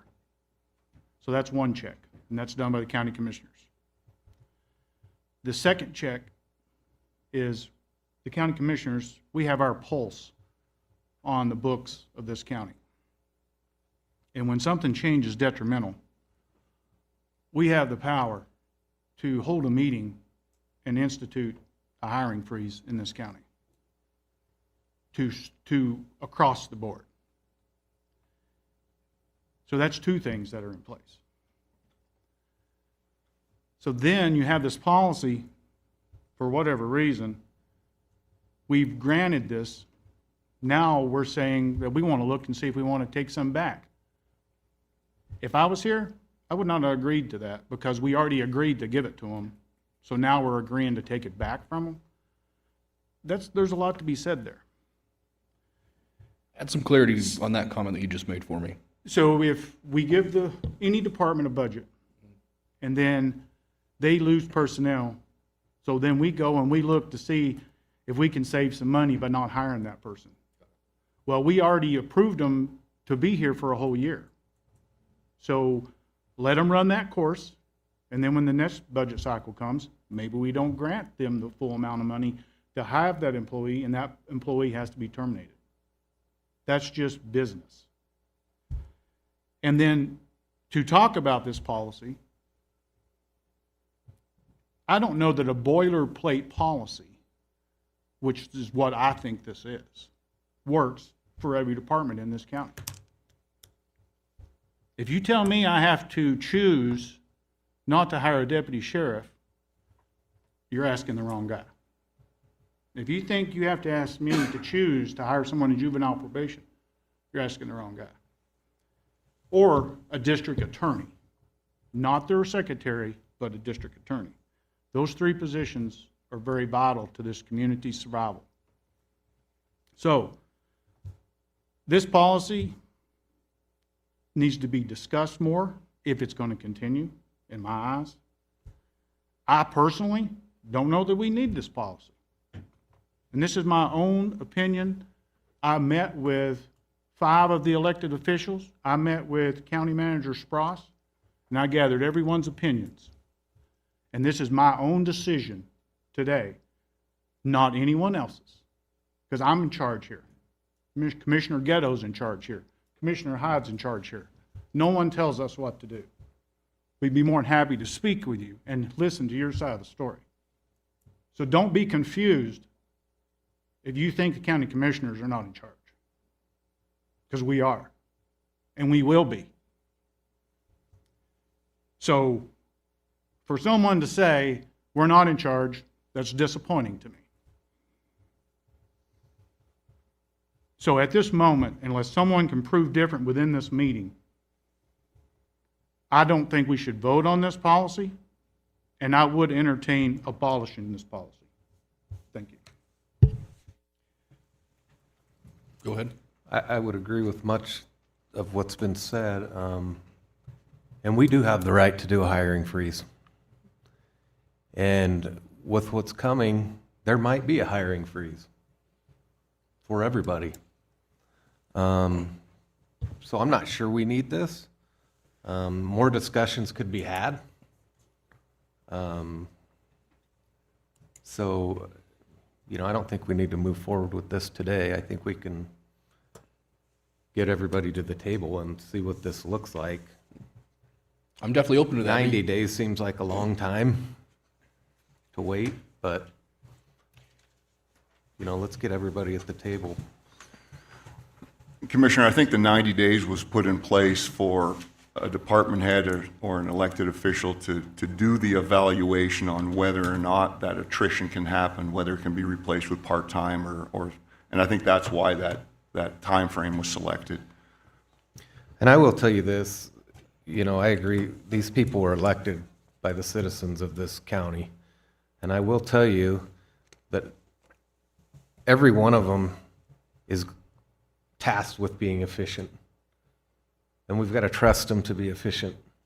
And if we have questions with their efficiency, which is why I asked the question, can we have an efficiency study done after the compensation study? And we can absolutely do that. That's within this commission's authority. So I don't feel like anybody's trying to be inefficient. I don't feel like our staff was trying to slight. I don't want to put it as us against them. This county needs to be a team. So I don't want to leave this meeting with any feelings that it was anybody against anybody. This is a team, just like a well-oiled football team like the Green Wave was this year. This is a team, and it needs to be well-oiled, and there needs to be good communication. And if you have that, there will be success. I trust my elected officials, and I hope they trust me. None of us are perfect. We're all going to miss things. Things can be brought forward that we didn't even think about. Things can be brought, but we all need to have a little bit of humble pie too when we come to the table for these things. So I agree, let's have more discussions on this. I don't think we need to rush into this today. And let's come to an agreement. And that's where I stand, much like Commissioner Blakey. I guess my 2 cents is, we've been talking about, I think it's been said a couple times now, is like hiring freeze. I hate to even speak that into existence, but in my opinion at least, and I have no problem, I'm kind of indifferent on this policy. I have no problem meeting and having, another town hall. I love having these meetings, talking with you guys and figuring out all this kind of stuff, but nonetheless, there's also the aspect of government efficiency, and that's not to say I don't trust my elected, officials to handle efficiency and stuff like that. But as a whole, we know in government that there's a lot of fat to trim. That's one of the biggest eye-opening things when I got into this position. And that can be on the federal level, the state level, even on the local level. You might know it, not know it, but it's there. And so I think that, that's a matter of having policies like this so we don't have to have a hiring freeze. And that's the way my brain kind of ticks in that government efficiency standpoint. But I'm more than happy to table this, and we can have discussions with everyone at the table and figure it out. And if that's the case, is there any other public comment? And I also agree with that comment. The bigger government, the more fat there is. We're a local government, and I don't think there's tons of fat to trim. No. But humans are the biggest part of our budget. Yep. So that's where the efficiency really has to happen. Agreed. Any other public comment? Just keep in mind that, if a position review board, if we're going to table this, do we, as the commission, need to dictate who's going to be at that table so there's no misunderstanding in who's at that table? Because we're not only talking about elected official department heads. County Manager Spross has several department heads there also that should be part of that conversation, right? And then I think this whole policy, if it's determined that we need it, give me just one good reason why the county commissioners are not the PRB board. Because I have yet to determine one. Why we don't all sit on the position review committee? Are not the position review board. So if any department head elected, or any department head under the direction of County Manager Spross, he would bring forth that decision before us, and we will determine if we're going to keep the position or not. So that's something to consider, and then I think that takes all the disgruntledness off the table. And quite honestly, the world's your oyster. If you wanted to, we could probably roll that into our regular scheduled meetings, but then, again, that's a whole entire another subject for at a later time. Let's not get too far off the tracks here. We have to think about that stuff so they have the direction of what we're thinking to come back to us with a viable product. Well, quite honestly, there's really nothing.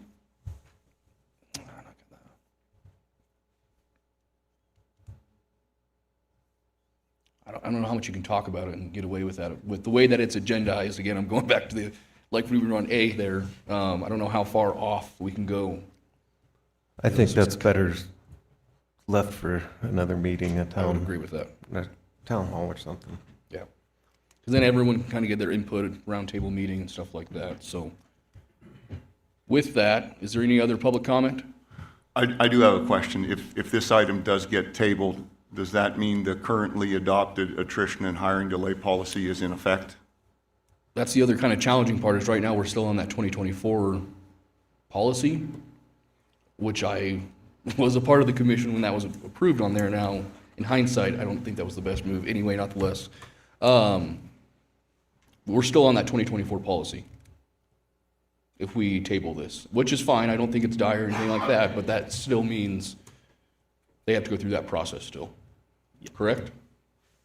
Yes, I'll defer to District Attorney Mallory in terms of how you would ask us to move forward in terms of the existing policy. If there's no action, I believe the existing policy would continue to go into effect, and I would continue to operate under that.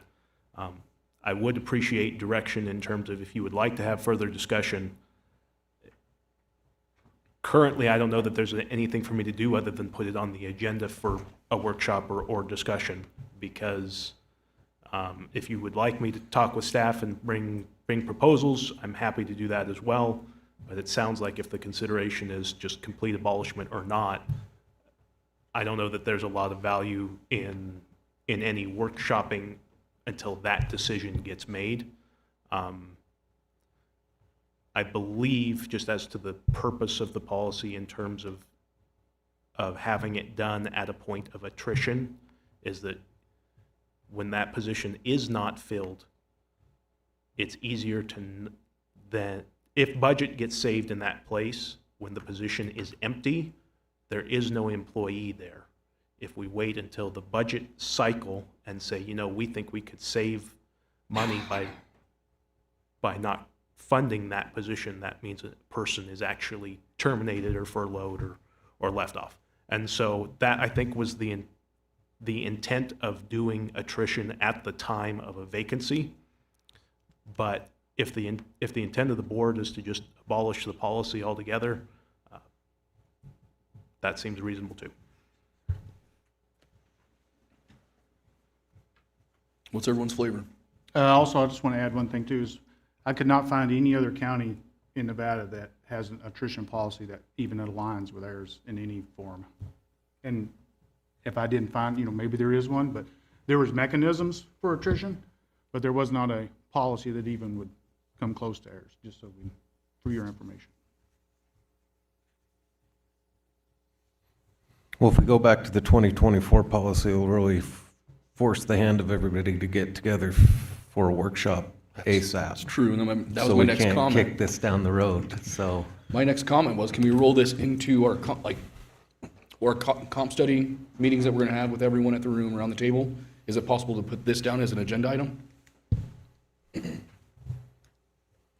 Absolutely, if that's your desire. There we go. Elaborate more on What? what you mean by that. Oh, so we're gonna have our comp study meetings where everyone, all department heads, everyone pretty much I like that. is gonna be there anyway. And then That's this is the part efficient. that affects efficiency, there you go. So I would say that, let's do that whenever that meeting's gonna be. I'm probably assuming January sometime. I wasn't sure if the board was going to be at that meeting to have it agendized as a public meeting, but if that's the intent of this board to be there for those department head discussions with the comp study people, I think they could, I don't think think they're opposed. if it wasn't going to be agendized for us to be there, I think we could follow that meeting with this meeting With and that meeting. agendize it. And everyone's still there. So That it'll work be for two you? meetings on the same day. Is that what you're saying? Correct, Two for them, one for us. correct. That work for you? Absolutely. Work for you? I mean, Okay. Then we'll, I guess, just a motion to table this until a future date, whenever that date's decided by staff. is that me or? Yeah. Either Mr. one. Chairman, concerning this matter, I'd like to make a motion that we table this to a future date. Second. It's been moved and seconded. All those in favor, please say aye. Aye. Aye. Aye, motion carries. New business, 10C, consideration of possible action, approval of updated job descriptions, updated job titles, and organization structures for Churchill County departments as it's related to the compensation study. Joe? Thank you, Mr. Chair. Joe Sanford for the record. So this item is related intentionally to the compensation study. At the time of the compensation study being done, I reached out to every department to ask them to update their job descriptions. We want to ensure that every employee is evaluated on the actual functions of their position. At that time, I've received a great deal of response, and I want to thank every department head and elected official for taking, I think, a large amount of their time to go through every single one of their positions. Almost everyone has provided comments. I got some from the sheriff this morning. I didn't have a chance to look over those, but almost everybody has provided a response, and I want to make sure that we provide the correct materials to our Baker Tilly folks. When we were considering the compensation study originally, There was some questions about how we want to handle proposed organizational changes, proposed creation of positions that don't exist currently that we may want to be considered in front of the compensation folks. And so at that time, the discussion was, well, we'll bring that in front of the commission and talk about it then. Now that Baker Tilly is on board, I had a conversation with them to say, hey, you know, how exactly have other communities handled this? What's the best way for us to talk about potential positions that don't exist yet or don't have a person in them? How do we handle this across the whole county? They said that this is something that they consider part of their compensation study, including retitling,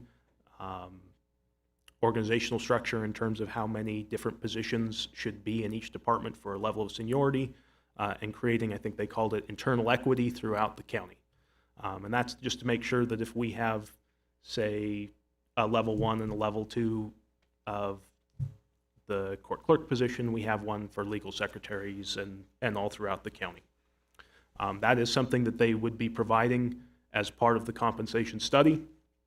But if we want to give them very specific direction instead, they can take that into account otherwise. My recommendation, based on the fact that this is part of their compensation study, how we should organize and potentially consider retitling for various positions, that we table the organizational changes until later, that I'll take every piece of the job descriptions that have been updated for duties and tasks and provide those to Baker Tilly so that they can make sure that those duties and tasks are being evaluated. Their model is based off of duties and tasks, and title is generally fungible to them. It changes across every organization, and so that's not the basis of their decision anyway. I will be providing to them all of the recommended organizational changes so that they can understand from each department who gave them to us what exactly they believe is appropriate. They've already sent out a questionnaire, which most people have also responded to, as to what they see in their department and what changes they'd like to see made. This would sort of be an attachment to that questionnaire to say this is what each department is looking at, what they think is appropriate for their department, what would fit their needs. I'm happy to kind of go through all of the requested changes if you'd like to see those. It's quite lengthy. I'd say about half the departments requested some form of retitle or reclassification. We could go through that now, or you could wait for the compensation study to be completed. Thank you, Joe. Any questions or comments from board or staff? I have no problem waiting until the compensation study's done. You didn't put any of that information in the packet, right?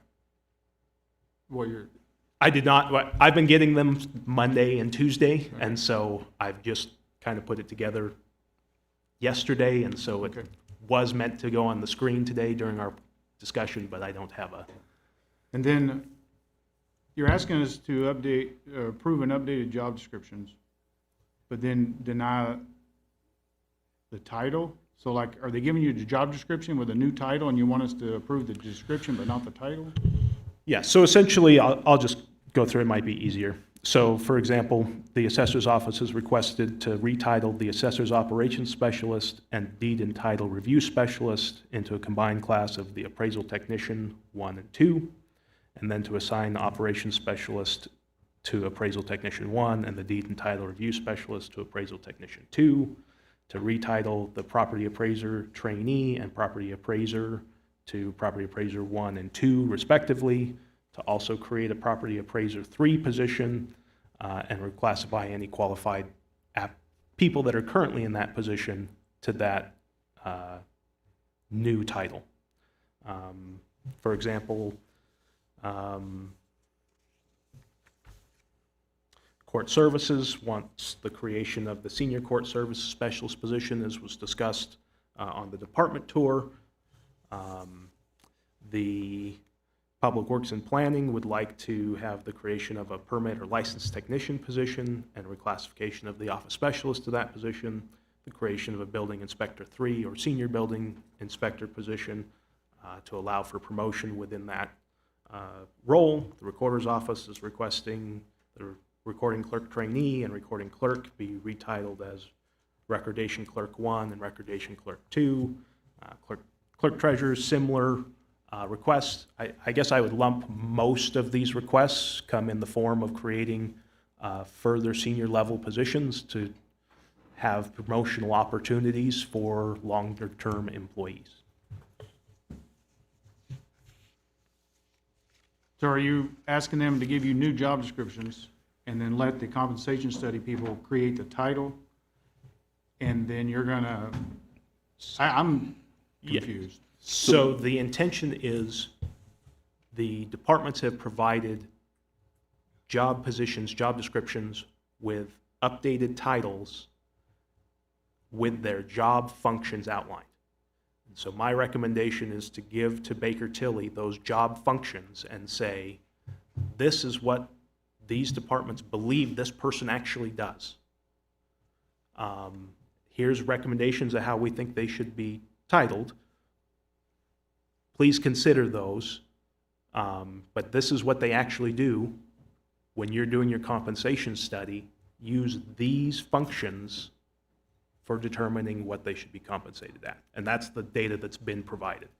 The title portion, I want to wait until we get our compensation study results so that we can make sure that it's equitable across the entire county and not just, one department creates 3 because the department head happened to ask for it, another, that sort of situation. I just want to make sure that we have a uniform plan across the county, and that would be done after the compensation study.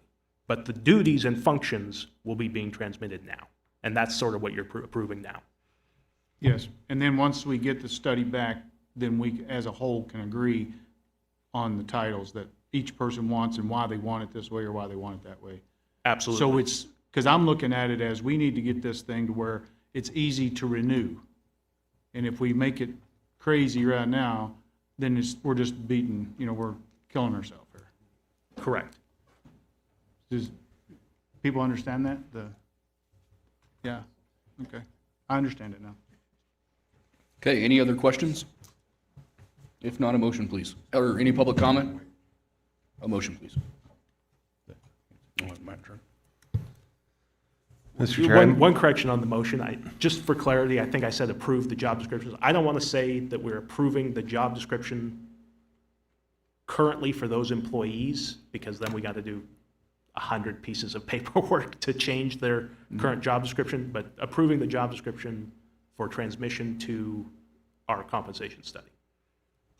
updated job description. Correct.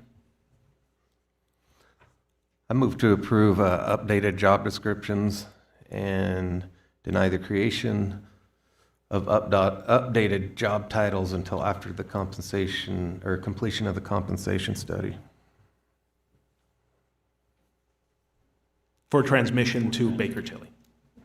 For transmission to Baker Tilly. Mr. Chairman, I'll second the motion. It's been moved and seconded. All those in favor, please say aye. Aye. Aye. Aye, motion carries. Okay, did anyone want to pull anything off the consent items? If not, a motion for those, please. Mr. Chairman, make a motion to approve the consent agenda as presented. Second. All those in favor, please say aye. Aye. Aye. Aye, motion carries. Does anyone have anything they want to consider for a future agenda item? Mr. Chair, Chris Sprouse for the record. I think because it's been discussed already with regards to Mr. Ghettos, I don't know if that needs to be put on as a future agenda item. Wanting to come in and ask for Yep, that. for that number 3 one, and I think he'll go with Pam. We'll get that figured out. Commissioner and management staff reports. Start with you, Commissioner Blakey. We'll do that. We'll switch it up. Attended the Nevada Rural Health Day, and they recognized our local doctor, Dr. McDonald, for his continued service to this county. So we want to always thank him, and if you see him, reach out to him and thank him. Attended the Stillwater Conservation meeting. They have the Replace a Tractor, Buy a Tractor program in full swing, so that works in your favor. The Christmas tree lighting is this Friday, so I hope everyone can make it. And then jumping ahead of Commissioner Hyde, but I want to congratulate the Green Wave on the state championship, and then also thank Commissioner Hyde for his dedication as assistant coach to that team. So that's all I have. Commissioner Hyde. Thank you for that. This is our first meeting since we won the state title, and that was a big moment for this community. I want to thank the community. I've been to a lot of state football games, and I have never in my entire life seen that many people fill the stands. I mean, there couldn't have been very many people left in Fallon. One of the security guards said there was more people that day came through the gate than a UNR football game this year. So Fallon really showed up. That's why I love this community. This is a community. It's not off the I-80. It's a rural community, and there's something to be said for that. Fallon Youth Club looking to probably put together some more fundraising. So look for that moving forward. And there's a lot of Christmas parties going on. I would love to be able to make every Christmas party, but I've never been invited to so many Christmas parties in my entire life. I'm going to try to make as many as I can. So if I don't make yours, don't feel slighted. And I want to thank everybody for having open conversations in these meetings. And I think the communication's already improving, and that's really going to help us move forward as a county. And I appreciate everybody. Thank you. I'll echo what they both said. Congratulations to the Green Wave, and I'll try to make this quick because we're already behind schedule. I had a library board meeting. The new director is going full steam ahead, doing a great job if you haven't met him yet. Then I also had a kind of a sub-meeting with Carson Water Subconservancy District about the hiring process for our new general manager for that organization. So that's going to be on Mondays. We interview all those people. Sherry? Just to let you know, we had to file an extension on our audit due to the federal government shutdown and the single audit directions not being approved at the federal level. However, they were approved the day before Thanksgiving. So the audit that you'll be getting on the 17th hopefully will be final, but it could still be a draft due to that problem. Thank you. Thank you, Sherry. Art? We're functioning with Your microphone. We're functioning with only two-thirds of the attorneys allocated, so we're trying to get those positions filled as quickly as possible. Unfortunately, they're both in the civil division, so our criminal deputies are doing yeoman's work to help cover both criminal and civil, which we greatly appreciate and acknowledge. And other than that, we'll keep you updated. Thank you. Thank you. Chris? Just a quick reminder, a week from Friday is our holiday employee appreciation dinner. Hope to see everybody there. Linda? Office is busy catching up on things diligently, I will say. We are working on our delinquent property tax processes all year long. However, right now we're working with the next tax sale coming up, and that will be coming to the board here probably in the next meeting or two. Candidate filing for judicial starts January, which is just right next month. And then I'm working on election stuff as well. Thank you. Tara? Nothing, thank you. Pam? Nothing for me. Tasha? Yeah, the Recorder's Office recorded 158 new mining claims in November. That's exciting. Denise? The 26-27 secured assessment roll is now open for review. The assessor's Christmas cards will be going out in the mail probably next week. Sheriff? Our Christmas cards will hopefully be going out next week. I've been a little slow on that. I apologize. We had post-graduation with Deputy Berger. Sorry. Deputy Berger graduated from that academy. She's back at our facility, so we're happy about that. We did some testing this week to make sure that our next candidate to go up to post is ready to go, and so they'll be working with him on some other stuff, as well as a local agency to make sure that their guy that they're sending up gets the proper training and has the adequate equipment. We did receive an odd request, in my opinion, from NDOT, and I'll have to sit down with you guys in the future and talk about this, but NDOT is requesting that anytime we call out a game warden, that we pay their wages. And so my initial response is no. That I didn't hire them. If they want to come work for me, I'll hire them and I'll pay their wages that way. But because we called them out for a game-related incident means that they should be paying for them, in my opinion. You guys might differ, if so, we can have a conversation over coffee about it, but my opinion is if they want to pay, I want to pay their wages, and I'll hire them. So we conducted training at the base. It was a multi-agency training on active assailant. We utilized our trainers as well as one from the PD. I went out there and worked with the Navy security people to do active assault or active assailant training. We did get our new canine back in town. It's named Jigs. She and the handler are in Carson City, or have been in Carson City for a couple of days, doing some preliminary training, and the response from them to us is that we have a great handler and a great team. So we're excited about that. We're working with Washoe County right now to put a class on so that we can get her up there. It'll be about a 3-week class. Then when that dog is back and certified and the handler is certified, we would be happy to put on any kind of a demonstration that this board might wish, just so that they could see the dog in action. We're working with Gary's team to get the car outfitted, and so when that is done and the canine is ready, it'll be out there to go. We're wrapping up the end of the year training and physicals. We had a couple of people that missed the physicals when they were down here, and so because of vacations or illness, injuries, whatever, and so we're working with ARC to get them up there so that we can be in compliance with state. So we're just wrapping up the end of that. We had our E911 board meeting yesterday, and we got approved that we could purchase the new Alley Annie servers, and so we sent off that paperwork.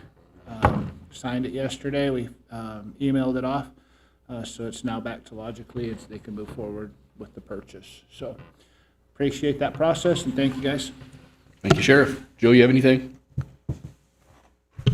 Again, I just want to thank all the elected officials and department heads for getting responses back so quickly in terms of the compensation study.